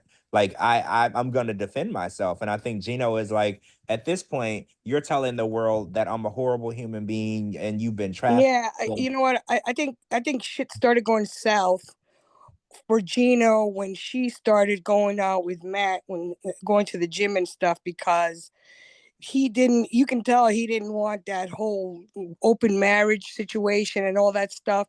And people are saying, well, I have a lot of people in my timeline saying, well, that's good for him. That's what happens when you don't touch your wife for this amount of months, or that you have a porn addiction. I think all of that was made up to make him look, less credible and give her some kind of justification for what she was about to do or what she was currently doing. So when her pregnancy thing came out, people are saying, well, that's what happens when you don't, fuck your wife, or that's what happens when, you have a porn addiction and you want to watch porn all the time. I think all of that was fabricated to make him look like the bad guy, to justify her cheating. Because once she stepped foot in that gym, she was zeroed in on Matt, and she was already cheating. She cheated when she looked at Matt and realized she wanted to bang him. Yeah, she was cheating. And She was looking for somebody to cheat with. That's yeah, probably why he didn't take, like she's like, oh, he doesn't take me to the grocery store. If he would have let her go to the grocery store by herself, she would have been fucking the butcher. You know what I'm saying? Oh, but by the way, yeah. real quick, speaking of Gino in the grocery store, I have like some tea that I, for whatever reason, stupidly haven't posted on Instagram yet. Oh, so this is exclusive tea. Mhm. Yeah, well, do you recall when like Gino was in near my area? I do. I do recall. Yes. I was theorizing it and I wasn't sure what was going on, where I was like, I don't know if I was really confused because I know like Discovery has a headquarters in like Silver Spring, Maryland. So I wasn't sure if he was doing like I wasn't sure if he was doing like promo related to Discovery with corporate marketing, or if he was just doing regular 90-day like filming the show type stuff. And before I go further, let me say this is not like sourced from Gino. This is from like an eyewitness account, right? That I have not posted publicly yet. So here's what an eyewitness texted me the other day, and I, for whatever reason, didn't post it publicly, but I should have. This says, I was in Silver Spring today, which is it's a suburb of DC, and they say this is the eyewitness talking. And I wandered past them filming an upcoming episode of 90 Day Fiancé. Gino kept trying to improv, and the director slash assistant kept telling him lines to use instead because they wanted an argument with whoever is playing his new girlfriend in front of the grocery store. Laugh out loud. And then they sent me a picture of the grocery store, and that's it. Oh. Or he's filming Oh. something new. Yeah. Single life? I yeah, I Of did his single know. life. I did know this. I'm sorry, guys. I did know. I did. That he's filming single life. Yes, I did know. Yeah. Oh, all right, So that's Gina. like some tea that I need to post on Instagram ASAP. Yeah, I Well, did. Yeah. know. you're too late because we probably no, now that you have Zoom, we can vet the people that are on here. But I always feel like there's a mole listening. Well, the mole would be the person who's named as Zoom user at the bottom. Yeah, right. Oh yeah, I see that now. There's always I always feel like somebody's always listening because for some reason you post stuff and then I'm scrolling through Twitter and then I see the same shit you just posted word for word but under somebody else's name and I'm like, wait a minute. That hasn't even aired yet. Like Shabooty just said that yesterday. There's always someone watching. Like, it's crazy how closely people watch and listen and then take it as their own information. Yeah, take it and post it up. Like I said sometimes we talk about stuff on here, and then tomorrow I'll be scrolling through Twitter, and boom, there goes the information. True. So yeah, that's that tea. And then let's see.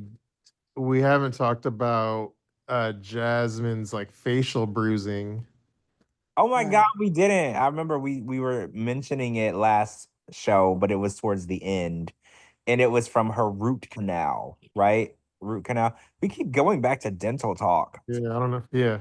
You got a bruise like that from a root canal. Now I'm really scared. That's what she said. It was from bruising from a root canal, which, guys, I told y'all I had my share of root canals. And yeah, I've seen root canals before. I don't know. I have Me too. I've had them.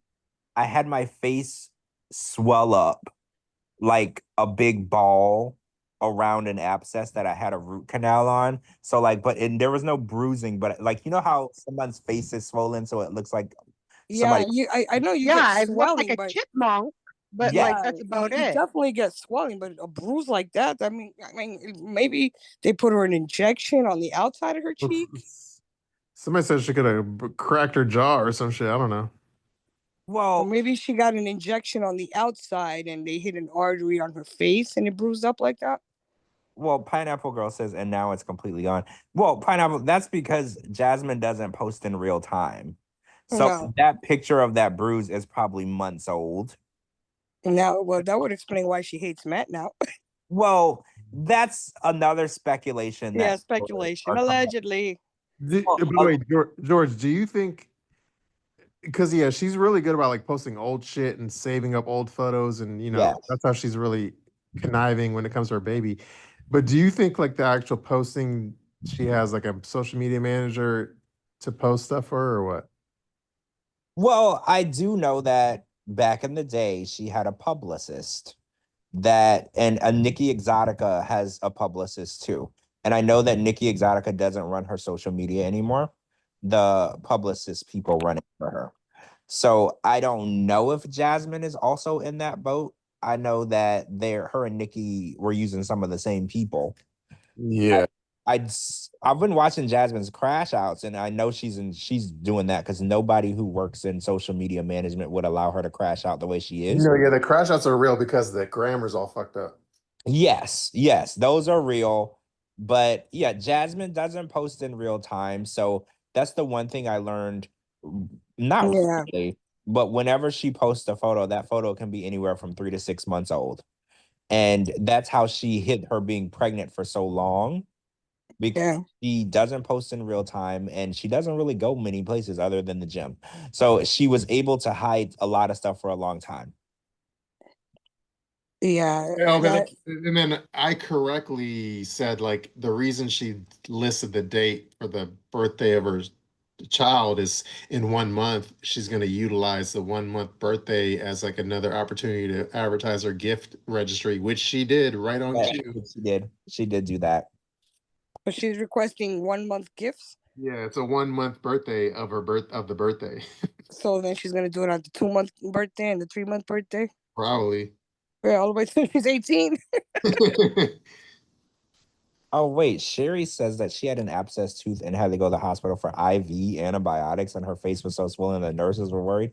What? That's crazy. I didn't even know they did anything for dental at the emergency or the hospital. I didn't even know. Well, if it's like a really bad abscess, they'll take care of you at the emergency room. Oh my! But you gotta wait like hell. One. You gotta wait like hell because unlike regular doctors, when you go to the ER, they rarely have dentists. You know, so you gotta wait for a dentist to come from wherever the hell he's at to come tend to you in the emergency room. Oh, I didn't know that. You know, they usually, or like when you go to that emergency for, you know, they have general doctors there to take care of you.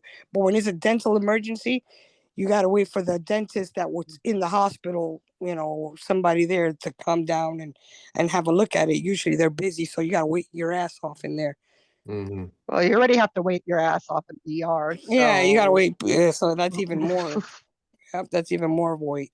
So the old publicist of, Jasmine's storyline narrative, I'll call it, was that she couldn't work with Jasmine because Jasmine was, what's the word she used? Deceitful. Yeah, saying that Jasmine was in an abusive relationship. This is all alleged. This is what the ex-publicist said. She was in an abusive relationship and she couldn't, support someone who wouldn't, leave an abusive relationship. And then we Oh. get this photo of Jasmine's face bruised. And then we also see her posting, I don't love Matt anymore. I don't want him anymore. I don't want him in my life anymore. So there's a lot of speculation going on. They're like, well, this girl, she did crash out, this publicist, and posted all this tea about abusive and Matt being and all this stuff. Now everyone is like, well, what if all of this was true all along, right? Like, yeah. Now people are like, well, maybe that girl didn't just quit and her and Jasmine didn't get along. Maybe that girl really was upset that witnessed alleged abuse and nothing happened and nobody wanted to speak up. Like maybe none of this was a crash out. Maybe this was legit. And this bruise on her face doesn't have to do with a root canal. It has to do with something else. Yeah, definitely. Some people in my DMs were suggesting that, but it's definitely a slippery slope to climb. Yeah. I mean, I feel like if it was a bruise from being hit, like more of the face, of the top part of the face would have been bruised as well, like it's just centered on that one location and the rest of the face is neat. I feel like if it was a hit bruise, like you would have like the eye maybe a little swelling or something like that. It's just like that central location. So maybe she probably did have some kind of dental situation going on there. Well, yeah, but that can be a hand or like a punch in the slap. face. Yeah, like not a closed fist, maybe like a open. Yeah. Yeah, an open hand smack right across the mouth. Yeah. I mean, shut her up. Yeah, you see the way she behaved with Gino, you got to think who else would tolerate that behavior and that mouth and that yelling and screaming. Nobody's gonna tolerate that, Like Alana, and this is just an alleged like thing in the comment section. It says Lana says it looks like a back of the hand slap to me. Yeah, like a little rap right there, like a little rap on the chin. Like shut up. Right there, people are saying that Matt's erratic behavior. Oh, wait, George, you're on camera or whatever. Oh, am I? Yeah. We almost saw your naked body. Y'all have a really bad view of me too because it's probably my front camera. Was it my front camera? I guess, yeah. Oh, how weird. Sorry. So a lot of people are saying that the way Matt was acting, how like aggressive and reactive he was on the video, like the way he was acting, people were like, oh, he does seem like somebody with a temper. Like the way that he was attacking Gino, calling people names. Yeah. He was very aggressive, and they were like, that could align with somebody who has a bad temper. But again, we didn't. I mean, he isn't he the one that chased the guy in the strip club to pay the $7 when he was doing valet at the strip club? Was he chasing people to pay their $7 valet? Allegedly, yeah. Allegedly, that's what the strip club review said. That somebody chased him down, was like, "Where's the $7?" Even though he already parked his own car.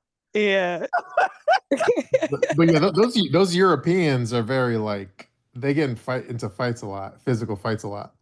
Yeah. Oh yeah, we do a 360. Woo! Because do you know? I'm not saying this has anything to do with like Matt, but there's a basketball player like Nikolai Jokic. Have you heard of him? Oh yeah. The Joker. Yeah. Like it's like his brother. He has a brother that will come to the games, and they both. I mean, he's like a center. His position is center, so they're big ass motherfuckers. Yeah. And the brother is there too, and they both look menacing. And then anytime somebody fucks with the basketball player guy, the brother like steps in, and they get into like physical altercations with fans and shit. Yeah, they got short fuses. Yeah, they're kind of crazy. I didn't know about that. I'm not a big sports person. He probably, I mean, allegedly or speculating, I'm speculating, She probably started yelling and screaming and carrying on like she thought she was Gino, and he probably said smack, smickety smack smack, and now she hates Matt. Mhm. Speaking of allegedly physically abusive type people, allegedly Renee, it's a new subject, but Renee was in the comments saying how she wasn't uninvited from the tell-all. So should I read you what she said? Wait, yeah, because that's the opposite of what I heard.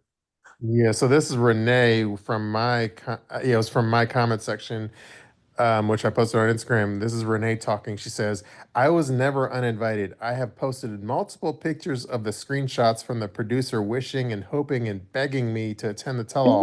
I am the one that said no. One, I would not let me, no, let me see. One, they would not let me bring up the details. And two, they wanted to continue fighting. They wanted me to continue fighting with Chitty's sister again. I said, no, thank you. And that was it. Then she posted like different texts of an alleged producer, like DMing her, not, well, texting her saying like how they want her on.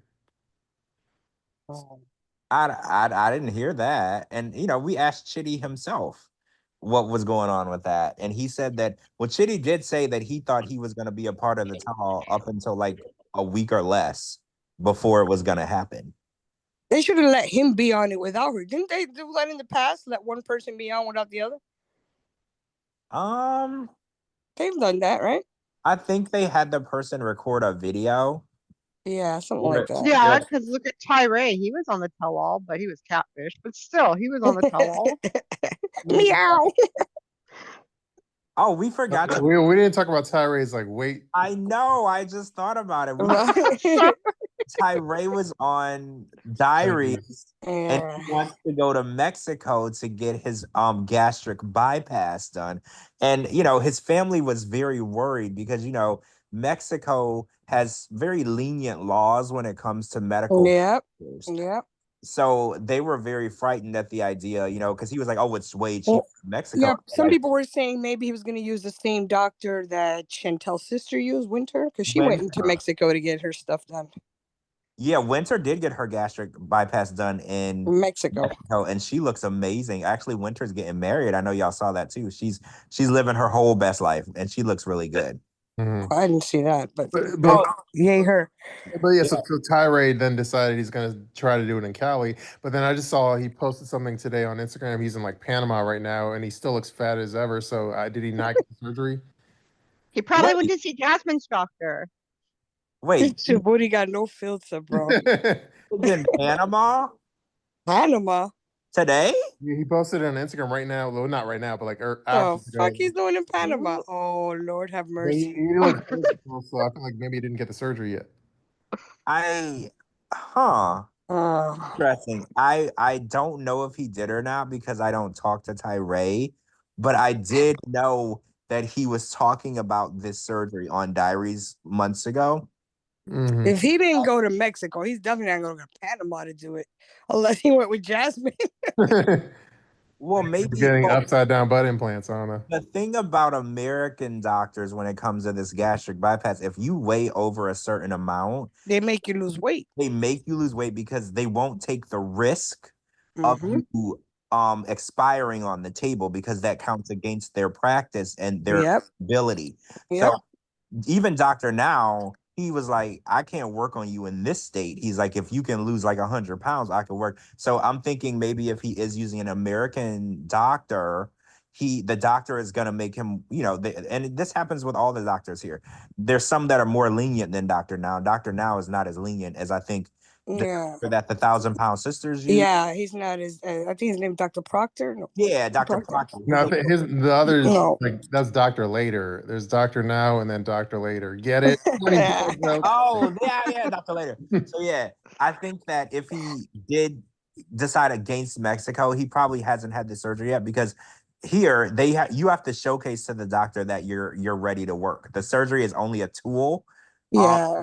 And if you think that it's a get rich quick scheme or it's an answer to your problems, the doctor won't work on you because it's a waste of everybody's time, the doctor and your time. Because if you don't correct the actual problem, it's like if I remember I had a friend they bought the little OMD, whatever reader it is for your car. So if your check engine light comes on, they would plug this little thing in and they would reset the check engine light. Yeah. And I was like, well, you can't just reset it. You have to figure out why it came on and fix it. And that reminds me of how you can't just go reset the problem and wait till the light comes on later. The problem has to be that. I mean, Tyree doesn't look like I'm surprised he's that big. He doesn't look like he just eats and eats and eats and eats. You know, like he doesn't look like he just focuses on eating like the people on 600-Pound Life. Like he does. He looks like he has more to do in his day than just sit and eat. But here he is, you know. He's very active for somebody that. Yeah, that's what I'm saying. He looks like he's active and he works. And it's not genetics because his sisters are not big and his mother's not big. Yeah, it's not. Yeah. It's really weird because when he talked about his size and then they showed him trying on the shirts and I was like, he's much bigger than Yeah, he was bigger than he was before on the show. Yeah, and I was really surprised with that because he travels. He's a very active person. And, you know, when you watch the 600-Pound Life, those people barely get out of bed. Yeah, exactly. It is weird how much of a jet setter he is. Right? That's what I'm saying. For somebody his size, he gets around. I know, right? Like, I was, I'm surprised. So whether or not, but like you said, whether or not he had the surgery already, I don't know. If he didn't do it overseas, he probably didn't because you got to showcase that you're gonna do the work. And you can find a doctor overseas to do anything for you. Anything, anything. Oh, but yeah, aside from the quacks that you're talking about, but like, yeah, the doctor wants to see that you're not gonna like American doctors because they got a license and all that shit to worry about. But you go overseas and you pay. Can I just finish with that? Like, a doctor wants to make sure you're not gonna like eat through the band. Yeah, you have self-discipline and shit. Yeah, I know, but those doctors overseas, they don't care what happens to you once you get on a plane back home. Oh no, because you got the money. They're like, you got the money, lay down. They don't revoke licenses overseas for malpractice like they do here. Yeah. Here they hold that, you know, like if a drug dealer sells somebody drugs, they hold the drug dealer accountable if that person dies. Overseas, they don't see it that way. They don't. You shouldn't have been buying drugs. Exactly. So yeah, that's 100% accurate. Yeah. True. So yeah, that was Tyree, and then I know we were talking about Rain. Anything else?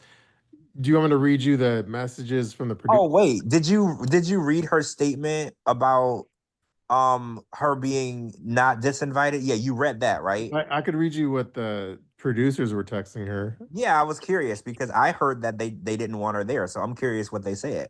Okay, so these are allegedly texts from the producers, and it says it's not really like a full conversation, but it says quote, "Good morning. I got you, and definitely let the producers of the tell-all know that you want a lie detector test." So this is like a piece of a conversation. Then it says, "Hi, Renee. I know you must be frustrated. I really hope to meet you at the tell-all. It would be amazing to hear your side of everything and have you there." And then it says, "Good morning, Renee. I'm sorry to hear that. I think it is so important for you to be there at the tell-all and tell your story. I'm also wanting to meet you, but keep me posted." And then and then two more. It says, "Hey, Renee, can you confirm that you're available for the tell-all October 17th and 18th? And then the last one she posted was, "I completely understand, and you will get to speak and tell how you feel. Don't worry. It will be your time to shine. Also, if needed, could you film the tell-all on October 19th and 20th if needed?" And then I think we could see partially Renee's reply. It says, "I will fight with him, humiliate him, and put him on," and I can't really read it. That's about it. That's all I could tell. So the producer was actually texting her to come to the tell-all? Yeah, Allegedly. Allegedly. She probably told somebody, text me this stuff. Make it look like her daughter, son, mom. Yeah, chickens. The chickens. She probably told the chickens, "Come on, guys, text some good stuff about mom." Yeah, the chickens were like pecking on her BlackBerry. Yeah, pecking on the phone, like, "Yeah, we really want to meet you. We look forward to it." Yes. I don't think so. I think that once TLC is done with you, they're done with you. They have kicked people off the tell-all before. So she's no exception. Yeah, they will tell you not to show up. They told Statler, don't even come.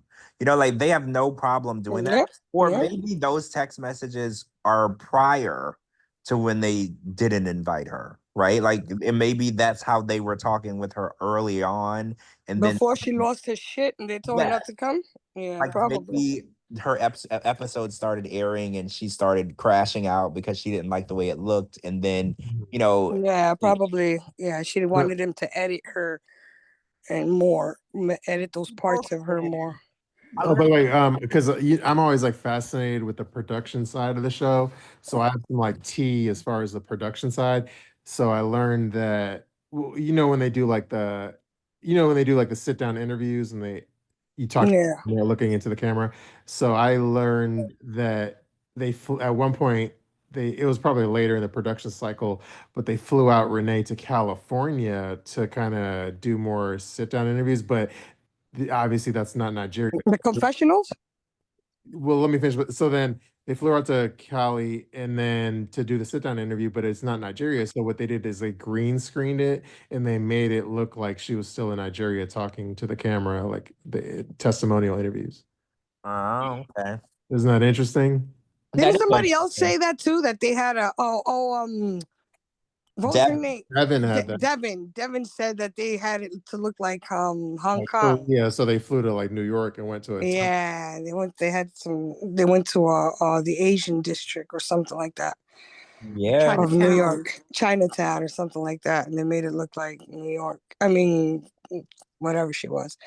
Yeah, I wouldn't put it past them. I mean, you got to think they got to be flying these people all around. When with technology nowadays, you just throw a green screen on and make it look like you're in space. Yeah, sometimes the visits go south. I think with Debbie and Osama, the visit went south pretty early on. So a lot of her in the moments were not filmed in Morocco because she left abruptly. But they were able to use photos of the hotel background, the room that she was in, and it made it look like she was filming those in the moments from the Morocco hotel, but I think she was actually not there. So yeah, sometimes when things go south, the people can't get along long enough. Like I think when Riley and what's her name, Violet, right, having those issues, they couldn't get them in the same place because there was just too much conflict between the two of them. So it wasn't feasible to try to record in the moments in that country with them together. It just wasn't feasible because they. I mean, it makes sense to get footage while you're out there. Like if the producers, you know what, take a bunch of pictures of this place just in case these two split. Yeah, because you can use that green screen and make it look. Yeah, we can turn this shit into a green. This relationship's gonna be green screened in about 2 episodes. True. And then that's a different subject, but I should give a shout out to Jade, which is Mark's ex that George and I were fawning over last Sunday. If it was only you and George, oh God, yeah. Well, she she's responded. gorgeous. She listened. Jade listened to our show, and she responded very nice, kindly. So let me read you what she said publicly. This is in my comment section. Pardon me. And she said, I just listened to the show, Shabooty, and you guys are so funny. I loved it. Thank you so much for the compliments. Wow, that meant a lot. Heart emoji, and then like prayer hands emoji. So she's very thankful to our kind words. Oh, no problem. I mean, I think she's way, way out of Mark's league. So yeah, she's very, very good looking. She's very good looking. Yeah, and I appreciate because there's a lot of cast members, and I tell them, hey, like Amani, for example, I've told her to listen to our podcast, but I don't know if she ever like bothered. And there's a lot of people there. I don't know, their heads are too. I'm not saying this applies to Amani, but a lot of people have their heads too far up their ass to actually give our podcast to listen to. So for Jade to actually, they only come creeping on our podcast to listen after it's already aired, and then they'll hear Shabooty and then George were tearing your ass up, and then they'll listen to the podcast. Yeah, but I just want to say thank you, Jade, for actually listening, and because instead of giving lip service and actually giving us some ear service, it meant a lot. Yeah, that was nice of her. Speaking of Amani, I was on Instagram and I saw that she posted that she had 10,000 followers and she was I guess giving away money to followers. Did y'all see that? No. What page is that? Amani, from the throuple, she said that, and also if Shabooty, did you see it? Yeah, Where I do I saw it. sign Yeah. up? Okay, yeah. You'd be happy with Happy Meals. Who are you kidding? Where do I sign up? I think she was giving away $300, like Ooh. to each person or something. So yeah, if you didn't enter her cap, then make sure you go ahead and enter. Oh wow. She was wearing an open shirt with her boobs hanging out, and her boobs looked much bigger than I remembered her on the show. Shabooty, did you feel that way too, or am I just Yeah, imagining? no, her boobs were on full display. But like it was one of those situations on the post. It was like, I want you to like this post. I want you to follow me. I want you to reshare my story to your story. I want you to tag It's a me, bribe. and then I'll pick one. Oh, and then that qualifies you to enter in the to win her the money. contest. Yes, then you Yeah. can win the money. Oh, that's a Not lot you of win. work. You have a chance out of everyone that does it to win. Yeah. That's a lot of work. I Is it not worth it, Cap? Because No, it's you would do not. it for It's a not. Happy Meal. So much shit to do. I know, right? Yeah, you gotta repost and super repost and super duper repost. Super follow and super like. Yeah, so right. Share. Besides, she's not Like, even one. click, and subscribe. Yeah, Thank no, you. yeah, she's not even one of my favorites anyway. I wouldn't go that far. Well, I didn't enter the contest, but Mm. I might go back and enter it just for $15. I don't know. Why not? If you want to give me any Yeah, and then you won't get the money. She'll say, Well- "Oh, she'll send you a coupon or some Well, shit." that's my first thought. I was like, is Yeah, anyone you're not getting no actually gonna cash. get any money? That's what I was thinking. I was like, is no one gonna get any money for real? Because when No, she's not gonna send you gonna money. be like She's it's gonna be a $20 gift card to Tiger Lily's online store where every Oh, product God. yeah, it's gonna be some bullshit gift card to some store that you never heard of. That's probably out of business. It's good. No, it's going to be like a gift card to like Fashion Nova or wherever. No, Fashion brand. Nova is not bad. It's gonna be a gift card to something that don't exist. That's it. Just to Forever 21. it'll be Oh, Toys R Us. No, it's gonna No. be a Forever 21 gift card. They went out of business last Right? month. or maybe it's like a $50 gift card to her Airbnb, which costs hundreds of dollars. She has an Airbnb. Yeah, probably. Yeah, you can stay here if you fly to Aruba to my Airbnb. I'll give you like a free complimentary breakfast. No, it's San Diego. Even further for me, to San the Diego house from the West Coast. the house that she was filming in, it was wait, we figured out that it was available to rent for an Airbnb, right? Isn't that we figured out? Yeah. Yeah. So the house that they were using to film in, you can rent that as an Airbnb. So I'm not saying it's not hers. I'm just saying that it can be yours for the right price. No, for an Airbnb though. Right. For a night. So she doesn't live in there. I mean, I don't know that. I didn't check like the property records or nothing, but I just know that if you want to stay in that night, it was available to rent. That's what I'm just saying. Like, I don't know. And it comes with her and Matt.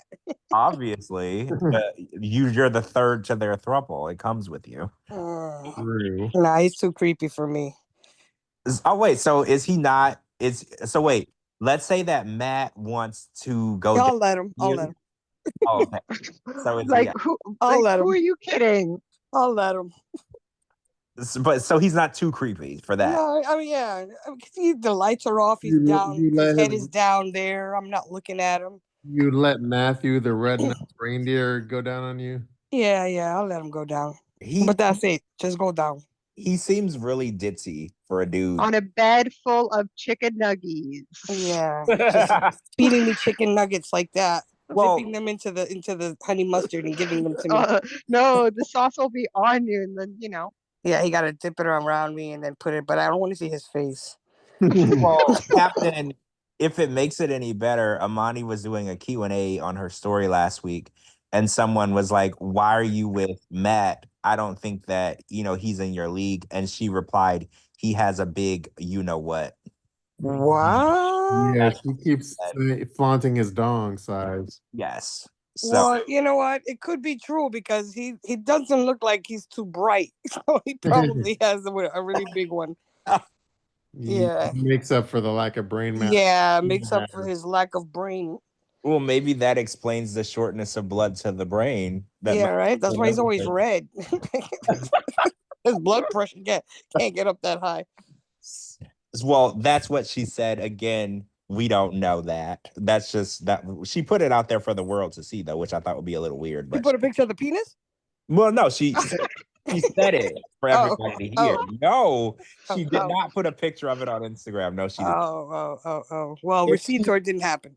if she did, I think you would have heard about it. Yeah, you would have Yeah, been in the yeah.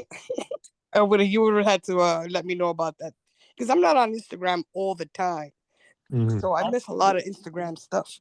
Well, we had to get you to join. I remember that you I didn't. know I was like pulling Yeah. teeth. Speaking of Instagram stuff, Yara is now a U.S. citizen. She is. It That's took good. really long, guys. This took a really Yeah. long time. Well, that's a really hard test because you got to take it in English, right?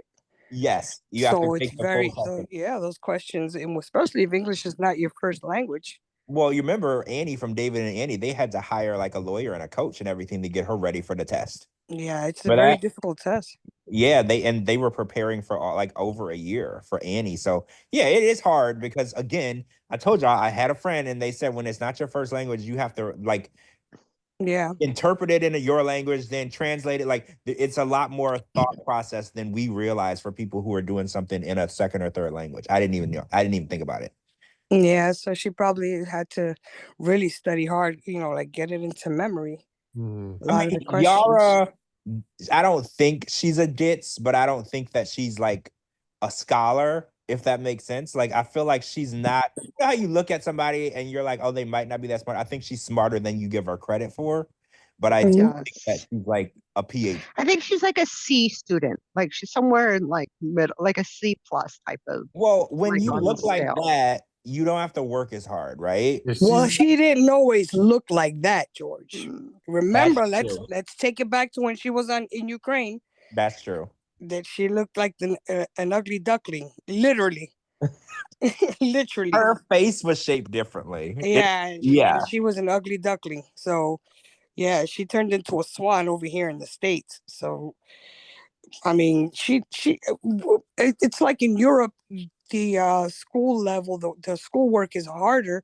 So you would expect the students are smarter than like the average American student. Like they're teaching in those countries like that, like Russia and those places, they're teaching kids stuff that we were being learning it by ninth, 10th grade. They're teaching them by third, fourth grade. So Mhm. Yeah. True. I so heard so you gotta compensate for that. She's probably And I knows. also heard in certain countries, in order to graduate high school, you have to be bilingual. You have to speak more than one Yep. language. And that was Mm-hmm. very interesting because in America, we do require you to take a foreign language, but you don't have to be fluent to graduate. But I Yeah. was talking to some people that came from other countries and went to school here in America, and they were like, when I got here, I just got drunk every single day in college because they were like, what I learned in high school, college was so easy. Yeah, that's what I'm telling you. Yeah. The educational curriculum in foreign countries is way harder than the United States.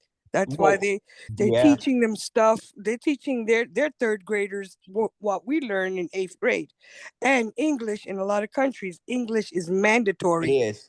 Yeah. You have to. That's Yeah. why so many foreigners speak English because it's mandatory in some countries. So now that the Yara is a U.S. citizen, do you feel like Joby has to be on his best behavior now because she's less tethered?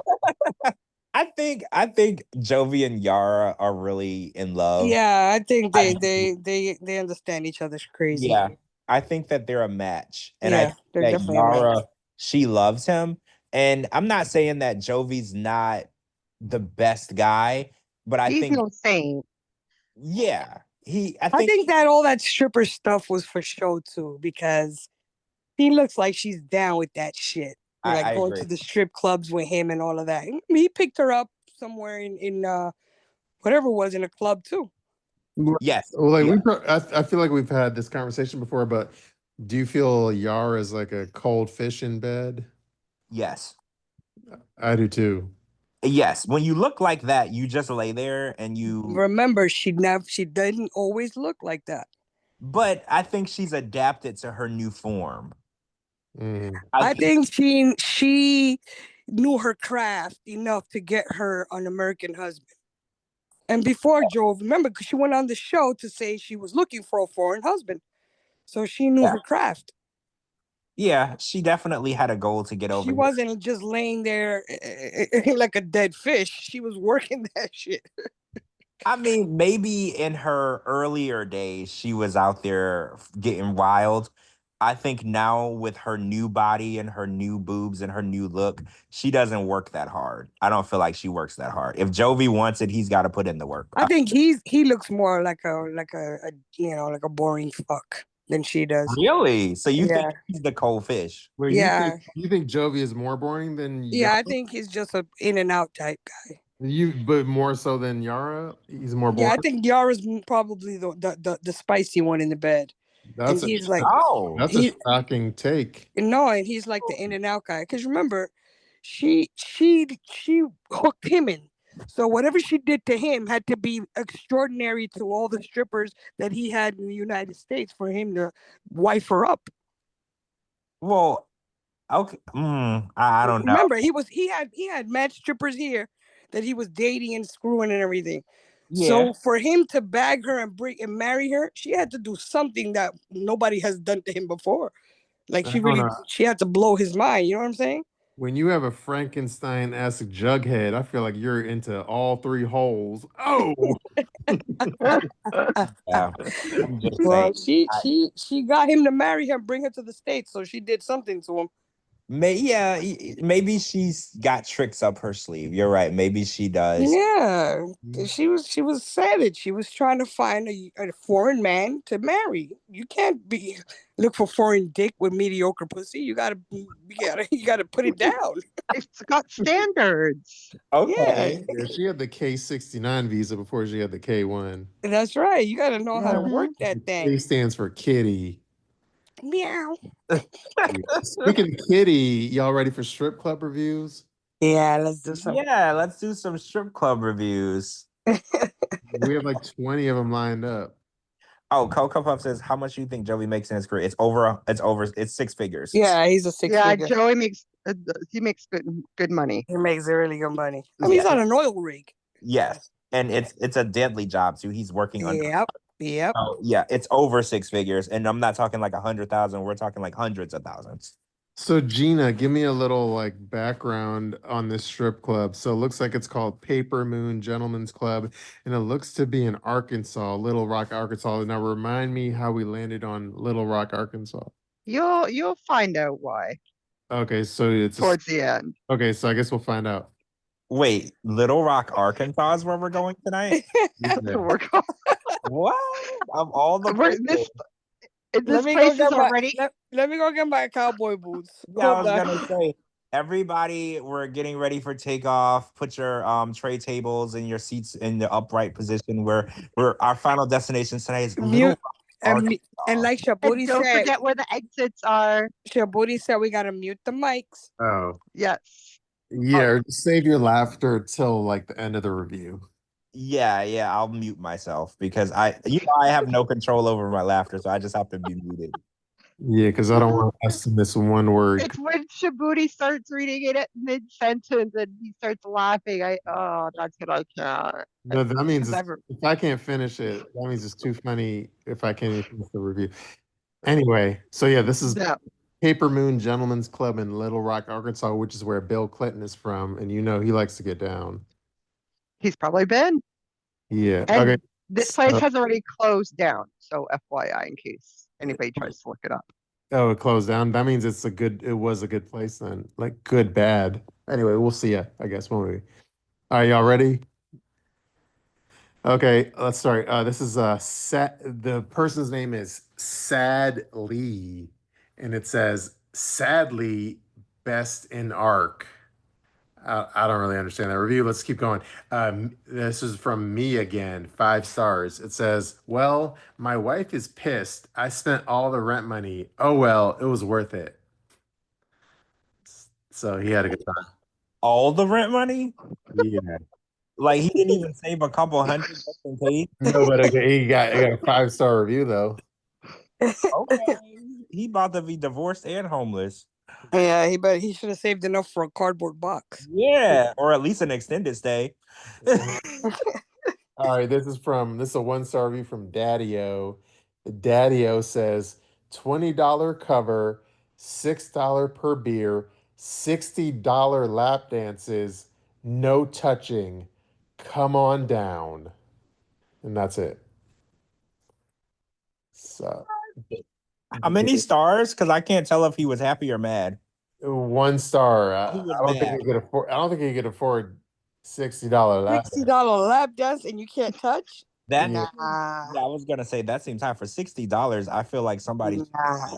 I mean, that's more than New York City prices. Yeah, Yeah, that's for Arkansas prices. Nah. Arkansas, $60 is going all the way. Yeah, $60 is Behind the trash can. yeah, $60 is dumpster action, bro. Yeah, that's going all the way in the McDonald's parking lot. Like, what do you That's think? lot lizard. That's lot lizard material. True. All right. This is a 1-star review from username What? What says $25 just to get into a pasty club? Who in the fuck do they think they are? And that's it. Wait, so they were pasties? It's like a no nude. I hope it's not a pasty club. Well, that's what I was thinking because down in the deep south, there Uh, are weird rules about stuff. Because I was like, I wonder if they're even allowed to show anything. I can't. What? I've been to a pasty club, but I can't remember where it was. You were probably in the deep south. I don't know, but I've definitely been to one before. You would think that you would be allowed to be stark naked in those clubs. No, because it's like the Bible Belt. Oh, the Bible Belt.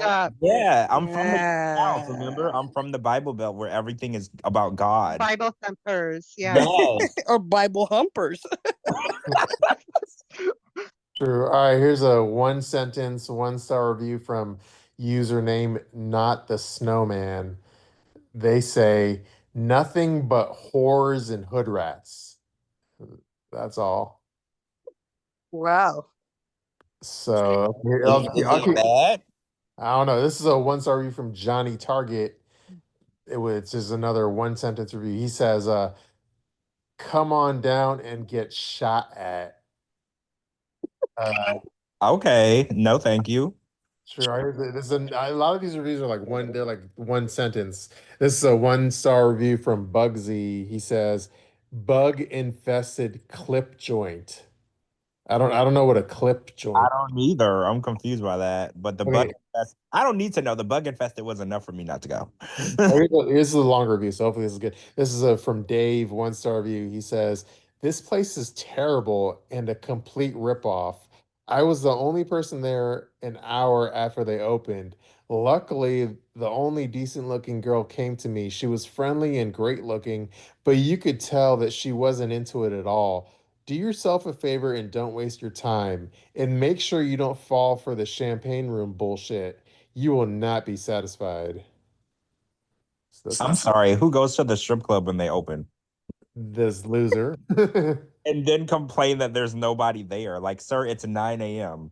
Like, On a Tuesday. But, It's but 9 we a.m. confirmed that day strippers are just as good as night strippers. but she said depends on who you are. Mm. I don't Mm. know day strippers in Little Rock, Arkansas are the No, day strippers in Little Rock, Arkansas. No way, Gina. Yeah. You're talking about the bottom, He the might have really fell bottom for of the the barrel. he might have fell for the champagne room too. Oh, Amberlee says a clip joint is a place that overcharges. Okay, thank you, because I didn't know that. But we're learning new things. So I didn't know that either. Okay, this is a 1-sentence review from Bullet Dodger. He says, "Come on down and get shot." I don't know why they all keep saying, "Come on down and get shot at Ghetto City." So I'm gonna go ahead and say there was probably a shootout or two at this strip club or in the parking lot. I'm just gonna go out on a limb and Yeah. say there was at least Sounds one. like it's in the Wild West. Yeah. Like, Well, when their username's name is Bullet Dodger, that's a bad. Bullet Dodger? What? Come on down and get shot at Ghetto City. He's probably the one doing the shooting. Yeah, I was gonna say he's probably the one that was doing some of the shooting. I'm just saying. He probably shot in his pants. Oh. Oh, yippee-yi-yo-ki-yay. Okay, this is from The Situation. I don't know if that means the famous Situation from Jersey Shore or a wannabe Situation fan, but The Situation one-star review says, "This place stinks. Ghetto, unsafe, overpriced, not fun." And that's it. The ghetto term is very recurring. Yeah. Like very recurring. It's almost as recurring as the shootout. The shooting. Yeah. And I'm oh wait, you said we can't go there, right? It's no longer there. I wonder No. if it got shut down because of the shootings. I wonder if it turned into a shooting range. That'll be perfect. No. Or a cemetery. Or a 'cause, cemetery, Oh, right? yeah, you could just bury the people that got shot there. I don't know. It's like Boot Hill now. True. All right, this is from LR, which I think stands for Little Rock. This is from Little Rock Party Posse, one-star review. This says, "Bad neighborhood, drug dealing, busted by cops periodically, waste of time and money. Go to Dallas instead." So that's It's another club. closest Dallas from Little Rock. Like that's not like a Maybe there's another club called Dallas Maybe, something. yeah. because I was like, I don't feel like that's like a quick drive. Drive across the country. I know. Like, you want me to drive like 7 hours to Dallas? This shit was so bad you should drive across the country. True. All right. This is from Greg, one-star review, one sentence long. It says, "Terrible experience, ugly girls and rude staff. Won't be back." This is from LRPD. He says, I guess that's Little Rock Police Department. It says, "Look for more raids soon." Wait, I know you lying. The police department just commented and said they're about to raid them soon. Yeah. Look for more raids soon. I What? know you're lying. That is crazy. They're like, watch out, we're heading back in there. The cops are trolling them saying we're about to raid you. Oh my another god. troll. This is you can't even make this up. This No. is crazy. This is crazy. True. All right, this is for a long review from Mark, 3 stars. It says, "Depending on the girl, the $50 dance may be worth the money. The drink prices are high, $5 for a beer after $10 for the cover, not a good start. There are some snobs, but a few down-to-earth girls. Stacia, whom I refer to as my quote marketing student, is worth spending time with. She's not pushy and enjoyable to talk to. There is a girl that is there some of the time, dark hair, small chest, average weight, who claims money back if not satisfied with the lap dance. Beware, she will leave bruises. I tried the $50 dance and I swear she left marks on my legs from bouncing. She let you touch, but spent most of her time turning around to slap her ass." So that was a 3-star review. Okay, so leaves bruises from lap dance. From bouncing her ass on your legs. Yeah, I've seen the videos. I don't know if y'all have seen the videos. They're like TikTok and Reels where the girl is like aggressively bouncing on the guy and it looked like she like hurts him. And that doesn't look fun. But I have seen those videos or whatever. But Oh my gosh. the fact that she leaves bruises, when he was like, "Beware, you'll be bruised up," and I was like, "Well, I'm going to have a good time, not get beat up." I know, right? Could you Well, imagine? now. Could you imagine how hard she gotta jump on you to leave a bruise on your leg? That may hurt your balls too, no? That's what I feel yeah. like. I am not trying to leave the strip club and go directly to the hospital. That's not a good time for me. It's not a pogo stick. Right? True. All right, here's a 1-star review from Larry Robertson. He says, "My wife allowed me to get a lap dance by a girl named Crystal LaCroix, and she sat by the stage. The private dance was going good until she stuck her hand in my pants and started touching me. All I asked for was an ass shook in my face, not for my wife to leave me." So that's his review. Wait, I was muted. So wait, the person is saying that they're upset because they gave her a hand job instead of a dance. Is that what? Oh I don't know if it my was a full-on God. hand job, but she definitely grabbed the junk. Yeah, she put her hand down his pants. You know, she grabbed the goods. That I don't know. I don't know how to react to that because if you paid $50, I kind of feel like you should do it. But at the same time, if you're married, why are you getting your lap dance by a stripper anyway? Or why'd you bring your wife with you? That I know, like I have like both sections give me questions, and I don't know how to. I don't know how to go from there. I don't know. True. All right, this is a Also, one. aren't those champagne room activities? Like you're not supposed to just do that out in the open. I thought that was like champagne room activities. Well, he said it was a private dance, but I don't know where it took place. Oh, okay. I mean, maybe she figures since it's a private dance, she can grab whatever she wants to grab because he paid extra for the private dance, right? Like, I'm not. We can't be mad at the stripper. She's just doing her job. We Yeah, can't hate the player. We gotta hate the game. true that. All right, here's a 1-star review from Gimpy's Revenge. Gimpy says they should just bulldoze this club and redo the whole area. Everything about this club sucks. The parking lot is horrible and needs to be repaved. The bouncers, for the most part, are friendly. The dancers have no clue about working in a strip club. The management needs to be changed yet again because they have no clue how to run a strip club. They have specials and then they remove the specials before anyone has a chance to take advantage of them. That's Gimpy. Well, they did, bull. That was it. Like, psych, free beer, psych. Yeah, that didn't age well. And with the specials getting removed before you can order it reminds me every time I go to Taco Bell right after I see a nacho fries commercial and I try to order nacho fries and the person at Taco Bell is like, we don't sell that anymore. And I was like, You sound like my sister. She keeps going. She keeps going to every Burger King she sees to get a baconator. Every time she goes, she's got to like every Burger King she has encountered to get a bacon. What late night commercials are you watching? No, Crying out loud.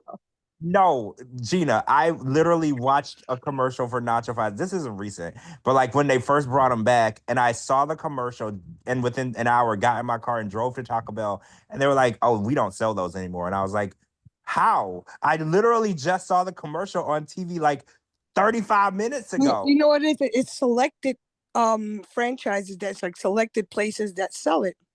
Yeah, So you have to read the small print. this is what I'm saying. So my sister, she's been dying to try the Baconator from Burger King, and she has gone cross country looking for a Burger King that sells it. Every time she goes, they tell her, "No, we don't I'll have see it." if we have it here for you. I told her she came to Pennsylvania for my birthday week, and she's like, "You think they got the Baconator here in Pennsylvania?" That sounds like the McRib. Yeah, she's I been didn't hunting the get Baconator down. She could go to Wendy's. They always got baconators. I know, right? Okay, here's a 3-star review from Traveling Guy. He says the club is in a questionable area and they seriously need to learn how to clean the restrooms. The girls are not the hottest, but they get as friendly as the club will allow during the private dances. I would go back just because of the girls. I hope management reads this and cleans the club up, though. Both me and the girls were getting a or let's see, both me and the girls were getting bit by some type of bugs that were throughout the club. Bugs? Yeah. What? Like Awkward. what do you, oh my god. What kind of bugs? Now I'm worried. I Like, don't know, some kind of Bed bugs. well, don't you need to have a bed to have bed bugs, or is that not how? No. you could be a couch. Oh, okay. So I don't know. All right, here's a let's see this. I don't see. Let's see. LP LR Party Posse says this place is closed. It lost its license due to multiple violations. Good riddance. Oh, so it was closed from multiple code violations. Yeah. Also not shooting. So I was wrong. It's Yeah, not the city finally caught up to them, and that's probably where COVID originated with all those bugs and shit. No, we said it was the other one of the other place in the laboratory that's closed too. well, All right. I was gonna say no one said nothing about the food. I'm hoping nobody was stupid enough to eat there based on all of the stuff about how dirty it is. Like I'm hoping nobody actually ate anything because nobody talked about the food yet. Yeah. All right, we're down to our last 2 reviews. All right, so Too. this is a 1-star review from Natman66. And this it says, let's see. let me catch my breath. It says, one of two worst strip clubs in Central Arkansas. Upon entry, an off-duty dancer tried to keep me from entering. Is keep me from entering if I didn't tip the door girl. Then she kept harassing me inside until I had to get one of the bouncers to keep her away from me. Rude dancers, rude bartender, rude security, and overpriced everything. I hope a sinkhole opens up and swallows the whole club. It was way better back in the day when it was prime time. Can you mute whoever's unmuted back? It was let me. I hope a sinkhole opens up and swallows the whole club. It was way better back in the day when it was prime time, even though it was a dive then. Okay. Well, a sinkhole did open up. No, I'm just kidding. With It all is the gone. bugs. It is gone. I didn't know you had to tip the door girl. Yes. What's a door girl? Yes. I feel like we've read that in a review in the past where the door girl wanted a tip too or something. But isn't that just a Yes. picture ID? I don't know. No. Now, what's the door girl? I thought that was so the bouncer is the guy that checks your ID. What's the door girl? Coat check. Oh, coat check. Yeah, you do give the person. I know if you don't tip the coat check, they will lose your coat. I've learned that the hard way. Or maybe the Yes. door girl. And we The door will girl. throw The door girl wine may casters lead at you. We will throw them. the door girl may like lead you to a table to sit at or some shit. I don't know. Oh, But yeah. I still don't understand tipping that person, but whatever. All right, so we're down to our most exclusive and special review. Can you guess who it's from? Oh, I was muted. I'm assuming it's from XXX Beast. Yeah, I think so. So he's been to Little Rock, Arkansas. So that says a lot. Yeah, so you all ready for Triple X Pieces review? Yeah, I'm ready. Okay. It's not it's not that long, but okay, all right, mute for Triple X Beast. Okay, so Triple X Beast, he says, hold on one second. Let me give me 1 second. I need to hit the cough button. Give me 1 second.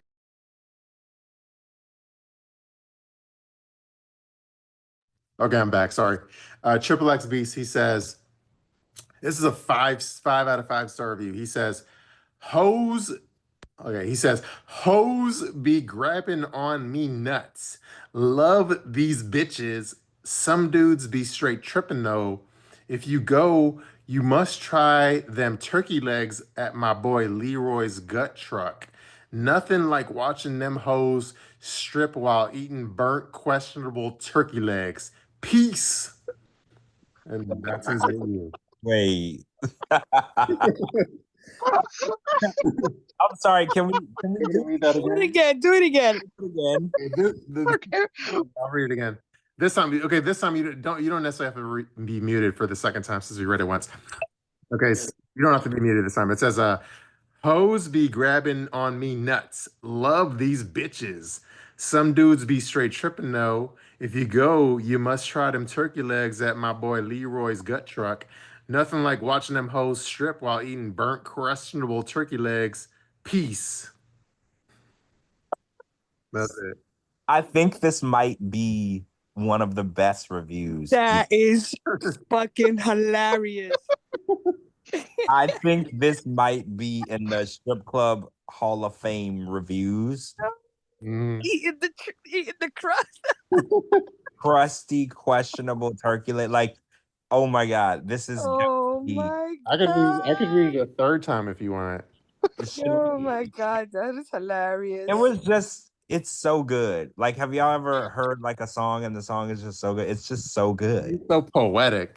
Yeah, he's like it's like a masterpiece. Each tweet is each review is like a poem. Mm.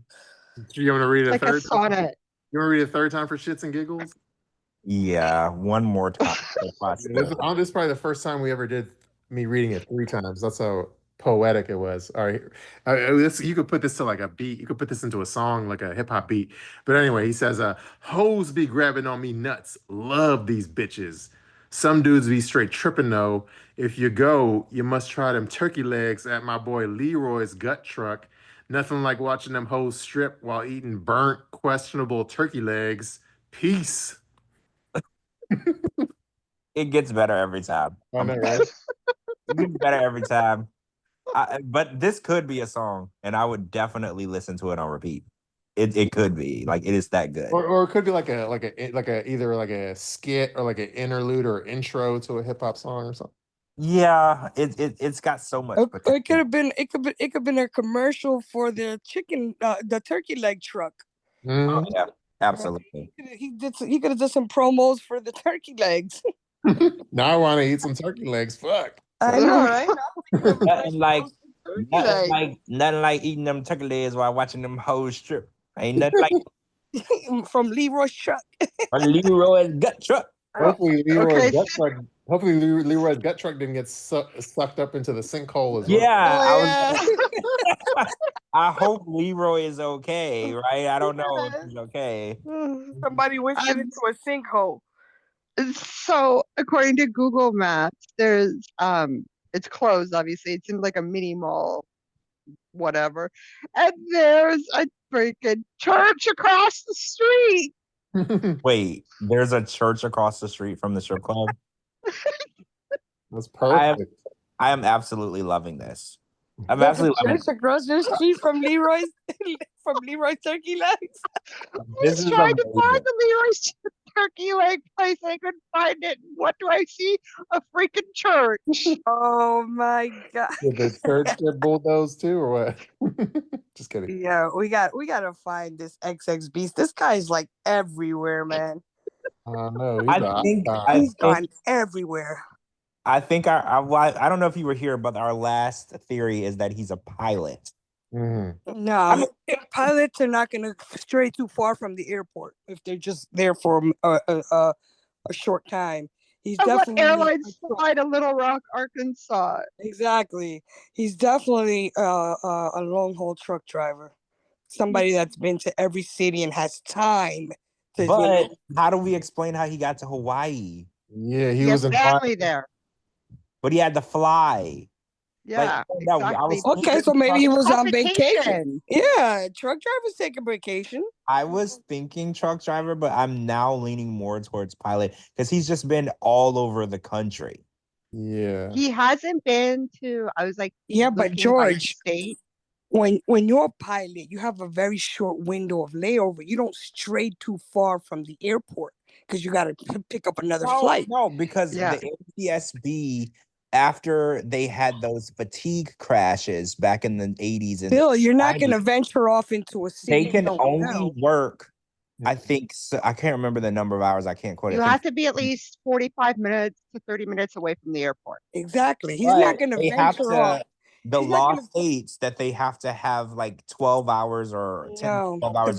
The best description is a long haul truck driver. These guys drive through these towns, okay? They drive all through these towns, so they know the area, whatever they're going to. They see the strip joints. Most of these strip places are in commercial areas where trucks have to drop off cargo. You know what I'm saying? So it's probably like an industrial area. This one looks like to be an industrial area. Yeah, across the street from strip clubs or those kind of clubs. Gina, across the street from God's Tabernacle Church. Gina, is this place close to the airport or no? I can Google map it. Hold on one sec. I am still leaning towards I'm still leaning towards the pilot too. I think, well, okay, let's take it down a notch. He might be a flight attendant. Definitely a flight attendant is not going to have that kind of time. Yes, they do. Pilots are required by the NTSB to sleep a certain amount of hours every night because there is a string of fatigue crashes where pilots. Okay, the pilots, but not the stewardesses. Stewardesses just serving you coffee maybe once during a flight if you're lucky. So they're not going to have that kind of time. They're jumping. Stewardesses are jumping on flights, like one after the other, back and forth. I think a long haul truck sounds more convincing because he's going into these ghetto areas. You know what I'm saying? He's going into. It's not like he's just hitting the strip club on a busy, popular place. He's going into the ghetto, so he's driving through these places. Yeah. But who's ever said he was classy? No, to but go to these kind of no, but that's what I'm A saying. lot. The truck driver theory is more feasible because he's driving through these rural areas. He's driving through the good places, through the bad places, because he's had some decent strip clubs, and then he had some terrible ones. Well, the funny part is everybody hated this strip club, and he gave it 5 stars. Well, because they've been grabbing his nuts. I think that's what makes it so funny for me is everybody was like, "Don't get Nuts. shot. You'll get shot. You'll catch a disease. There's bugs," and he was like, "Oh, these What girls." was it that he said about the last one, that Dorothy? He felt like he was home. Yes, So there you go. He's I a nut. he Last definitely. week, that was 2 weeks ago, and then last week when we went to Hawaii, he was Oh, I was out. they When were I went to yeah, Hawaii. they rode his bike to the So he rode his bicycles to the strip JLP, club. JLP, if Yeah. you missed it, do you want me to try to find it for you? Yeah, he went to Hawaii. I'll send it to you. So the Little Rock National Airport is a 14-minute drive from this strip See, club.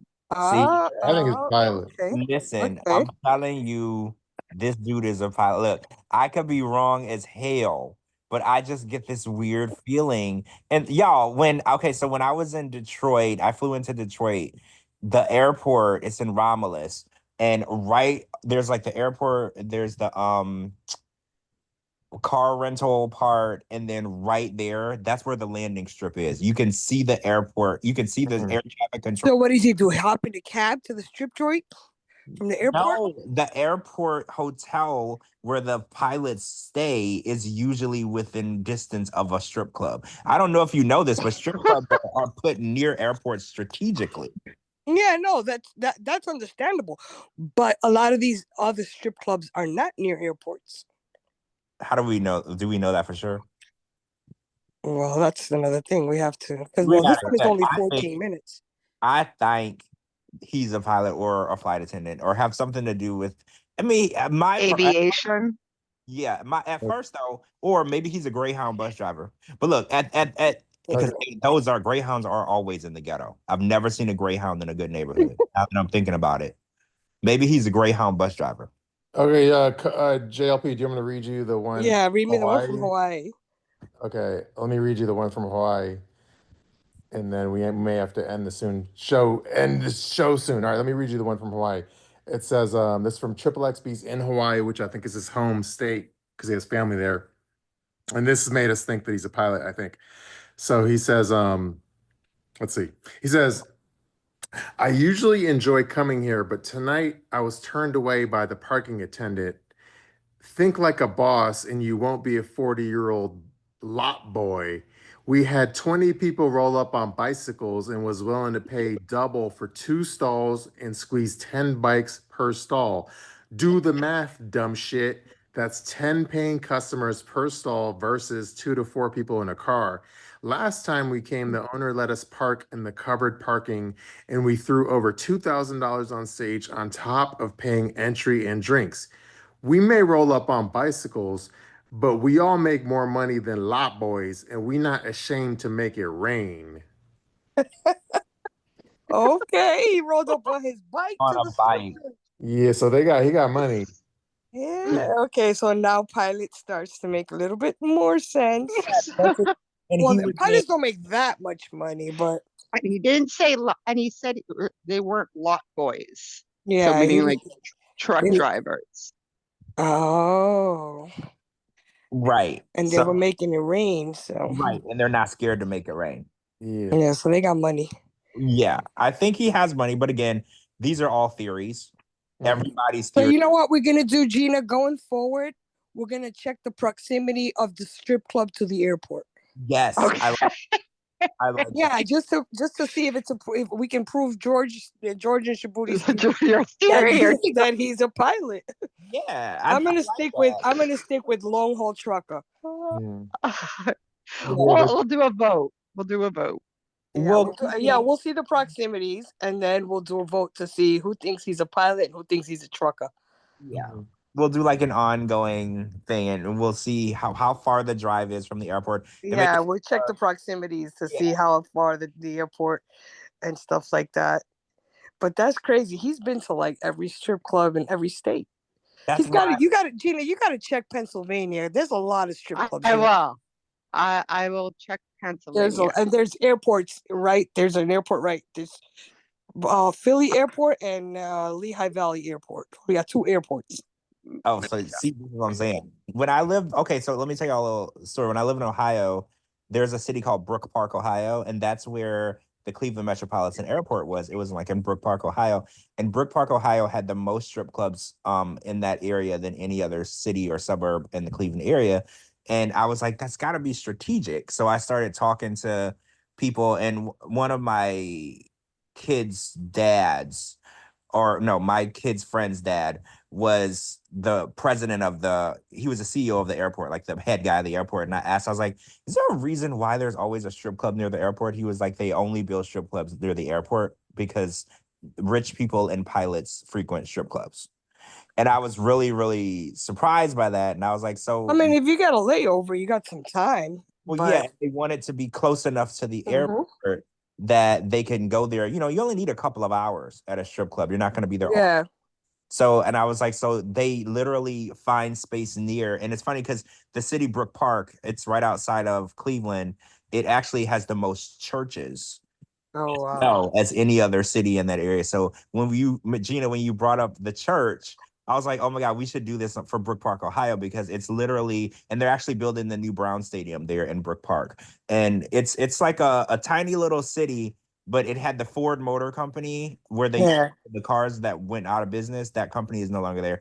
And the airport and the strip clubs, and then literally on every corner there is a church, and there is always an ongoing battle. Because the funniest part about driving through the city was there would be like church people standing in the parking lot of the strip club with signs saying like, don't go here, you'll go to hell. Because it was like as many people who loved the strip club that lived in that city, there was also as many people that only wanted to go to church. So it was always this huge battle between the two. Yeah, good and evil. The battle between good and evil. Yeah, and it was just really interesting because I remember back in the day I would drive through there and I would see like church people protesting at the strip club, and I was like, y'all are so funny. Like y'all are like telling people not to go to the strip club. I'm like, I'm not saying that you should or shouldn't, but like there's way worse things going on than men watching women dance. Like there's real crime. You know, like y'all should be focused on other stuff. Yeah, the crime is going on in the church with them stealing all your money. Right. Like y'all are something else. Like don't be giving all your money to the pastor and he's buying all kind of cars and houses. Yeah, all these mega churches. True. Do you want to talk to Lana shortly before we end it? Oh, Lana's here. Yeah, I hope that we could get a Lana story tonight if possible. I don't know what happened with her this week, but I would love if we could get a Lana story or. Okay, let's just get a quick Lana update because I have a dentist appointment tomorrow. Oh. Yeah, you got to go get those teeth cleaned. Yeah, this is a very dental centric episode. Hey guys. Hey, Lana. Hello, Lana. Hi, how's everybody doing? Good. You said the strip club near you is near an airport? Yes, the one in Clovis. It's right near the airport. Oh, we're going to have Gina look your strip club up.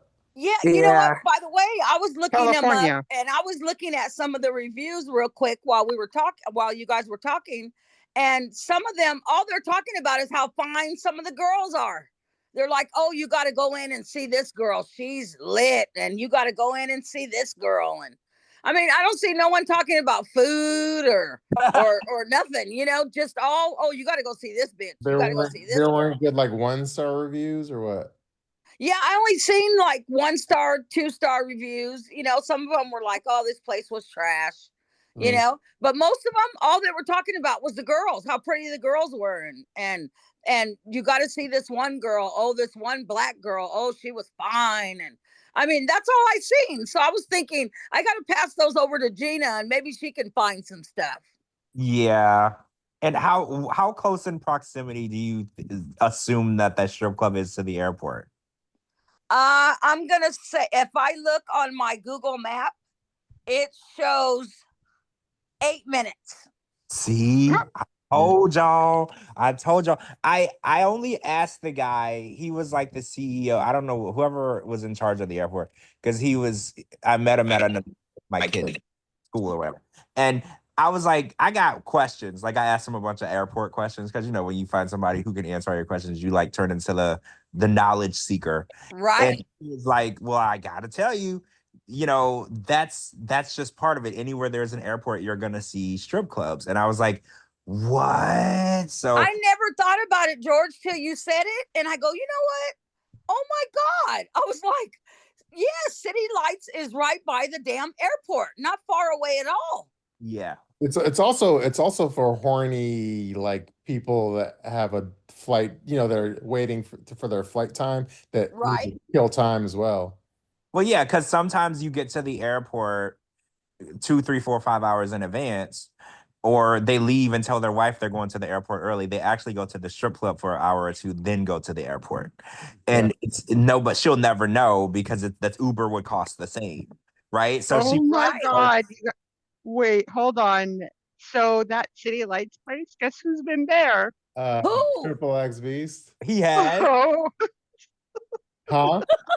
Yes. yes. This is crazy. Okay, so We're doing him next week then. and look how close it is to the airport. So does anybody think that he might be a pilot now? It's starting to make some sense there, George. Wow. Starting to make, but remember also, who delivers to the airport? FedEx, UPS, a lot of cargo flies. Yes. Oh, out of that's there. a good idea. I mean, that's a good theory. Yes. A lot of Like a cargo FedEx. flies out of the airport on trucks. They get to the airport on trucks, and then they load the cargo on the plane. So we're still neck and neck with our theories. Yeah, that's true. Yes. So I agree with you there. Usually, though, the FedEx trucks, they don't have out-of-state drivers. They have local drivers. So if he did drive for FedEx or UPS, he would be based out of one place. Okay, so Like what one about hub. what about regular long haul truckers that receive produce and stuff like that fly in from other countries to What take if it he's to like a truck driver for like Walmart or something like that? exactly Right. Walmart receives a lot of merchandise international, a lot of produce. That would make sense. Yeah. Because there's And a you know, a Walmart lot of those somewhere. guys probably carry work phones. So a lot of them will probably not have personal phones on them. So their wives can't track where they're at. Well, yeah, he'll just say, I'm sleeping in my truck. They Right. use the communication from the truck to communicate. They use a Yeah. CD radio. Yeah. Like a CB radio Yes. type there. Yes. But I'm going to go out on a limb and say XXX Beast isn't married. I'm just going to go out on a limb and say that. Mhm. Do y'all think he's married? I don't think he's married. No, he's like Shannon Sharp. Yeah, I was going to say. He out there living his best life. I don't think he's married. I think he is out there a different stripper every night. I don't think he's married. Best life for the beast life. He doesn't say he participates in the strip. Well, yeah, he does get it. Yes, he does. Yeah, he Yes, does. he does. Yeah, he does. I Did you not Dorothy. just I remember hear the last Dorothy. review? Yeah, my favorite one was the Dorothy reference. Yes, I remember Having them that. nuts. You laughed so hard on that. God, that was hilarious. I remember that. True. So, Lana, have you had any weird Airbnb stories in the last week? No, nothing. This week was boring. Oh, well, that's good. I'm glad that All week there was like not shit going on. Not even from the other cleaners, which usually I can hear some of their stories and I'm like, wow, that's crazy, you know? But I haven't even heard. We're very conflicted because in one sense we don't want Lana to be traumatized, but in another sense, when she runs into like dried up condoms stuck to the window, that's like a great story. Right? Yeah. I just had to tell you guys because I was like, this shit is unbelievable, literally unbelievable. Yeah. Did you, Alana, did you listen to our, I can't remember if you were there, but did you listen to our tell-all episode? I did. I was there. Yep. True. I sure did. And I loved every bit of it. What did you think of the new show trailer? Ooh, I'm excited. Mhm. I'm excited. Because number one, it's a little bit different from 90 Days. They're giving us a little taste of something else. So I want to see what that tastes like. You know what I mean? Yeah. It's It's TLC meets Bravo meets Max. So. Right. I feel like as far as the new cast members that we don't really know them well, who they are, I think they stack the deck as far as like they try to basically bring in a bunch of tens as far as looks. So Right. so then all the like 90-day OGs that are on the show are all like, salivating over the new hot people. So they all want to bang them and stuff. And I think that was their goal. Or they're hoping they find another Liz who will fall in love with one of those little dorks. Mm-hmm. You know, they only wish. True. So yeah, that should be. They got Tiffany Cold Shoulders back. Yeah, I love her. I like Tiffany. I like her. I did post today, if you guys saw it, that Tiffany and Ronald are officially divorced. I seen that. And I don't know if everybody knew that they were still married this whole time, but they were. And it was because Ronald refused. So since they got married in South Africa, he was the one who needed to initiate the divorce because she's not a South African. So he had to go through a lot of legal work because he wouldn't divorce her no matter what. So she had to have him served and serve the paperwork to the court over there. And they went on and proceeded without him. She actually was able to get divorced. She's been trying to divorce him for years. I almost forgot they have a child together. Yes, that pretty little girl. She's a little doll. Yeah, Carly. Yeah, they have Carly. And, Ronald was like, I'm not divorcing you. And she's been trying to move on. She's dated a couple of people since she was, not with him. And, she just felt like, I don't feel right being married to somebody that I'm not with. And she finally was able to move forward. The lawyer that she used to get everything put through was very helpful. And there were loopholes that she was able to move forward with the process without him because he just refused to move forward. He refused to sign it. He refused to cooperate. He refused to go to the courthouse. So she was able to move forward. So she's now a legally free woman, I guess you could say. She's a free agent.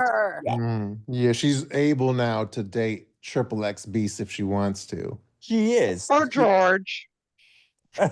Yeah, she is. And I feel like she should have did more research on Ronald before she married him because he was real. I mean, well, she knew about his game. Anybody that pawns their mother's refrigerator. Well, that's what I was gonna say. She knew about his gambling and his background and stuff, and she married him anyway. That was what was crazy because she knew that he was in trouble for gambling and drugs. And drugs, yeah, she knew, and she was like, "Oh, he's changed." And I was like, "He probably did, but when you have a gambling addiction, it's just like a drug addiction; it can come back." She had that savior complex because I remember her ex-husband. Didn't he have some trouble before he passed away? Mm-hmm. Yeah. So she had that savior. I can fix him complex. Yeah, and she couldn't fix him. Right. I remember her father was really hot too. Wait. Oh, yeah. Her dad is the one that was gonna sponsor Ronald. Remember? Yeah, he was really hot. Her mom ain't bad either. Yeah, her mom is very pretty as well. They look young. A very beautiful family. Yeah, I know ugly folks in the family over there. They're all good looking. Like what country? What is her bloodline like heritage wise for her mom? I thought they were Cuban. Yeah, I think they're Cuban. Yeah. The dad's definitely Cuban. Yeah. Cuban don't crack. Yeah, they're a very beautiful family, but she's free to move about the cabin, and she's gonna be on the hunt for love. So maybe she'll get her some on the hunt for love on the show. Yeah. I didn't really hear anything about her hooking up with anybody, but it doesn't mean it didn't happen. Yeah, AKA the hunt for Yammy. Wasn't Scott trying to get at that too? Well, Scott was trying to get with everybody. Yeah, but he was trying to get with Tiffany, I remember.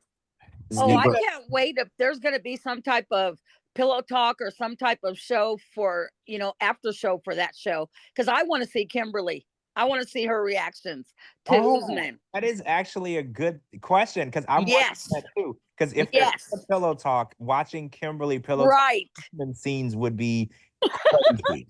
It would be epic. It would be epic. And not just Usman, but Usman or Kim and Jamal, because Jamal and Usman never saw eye to eye. So I would love to see them both. That's right. Interact with how this man is reacting and acting on the show. Shit! I almost forgot. Usman and Jamal are gonna be together.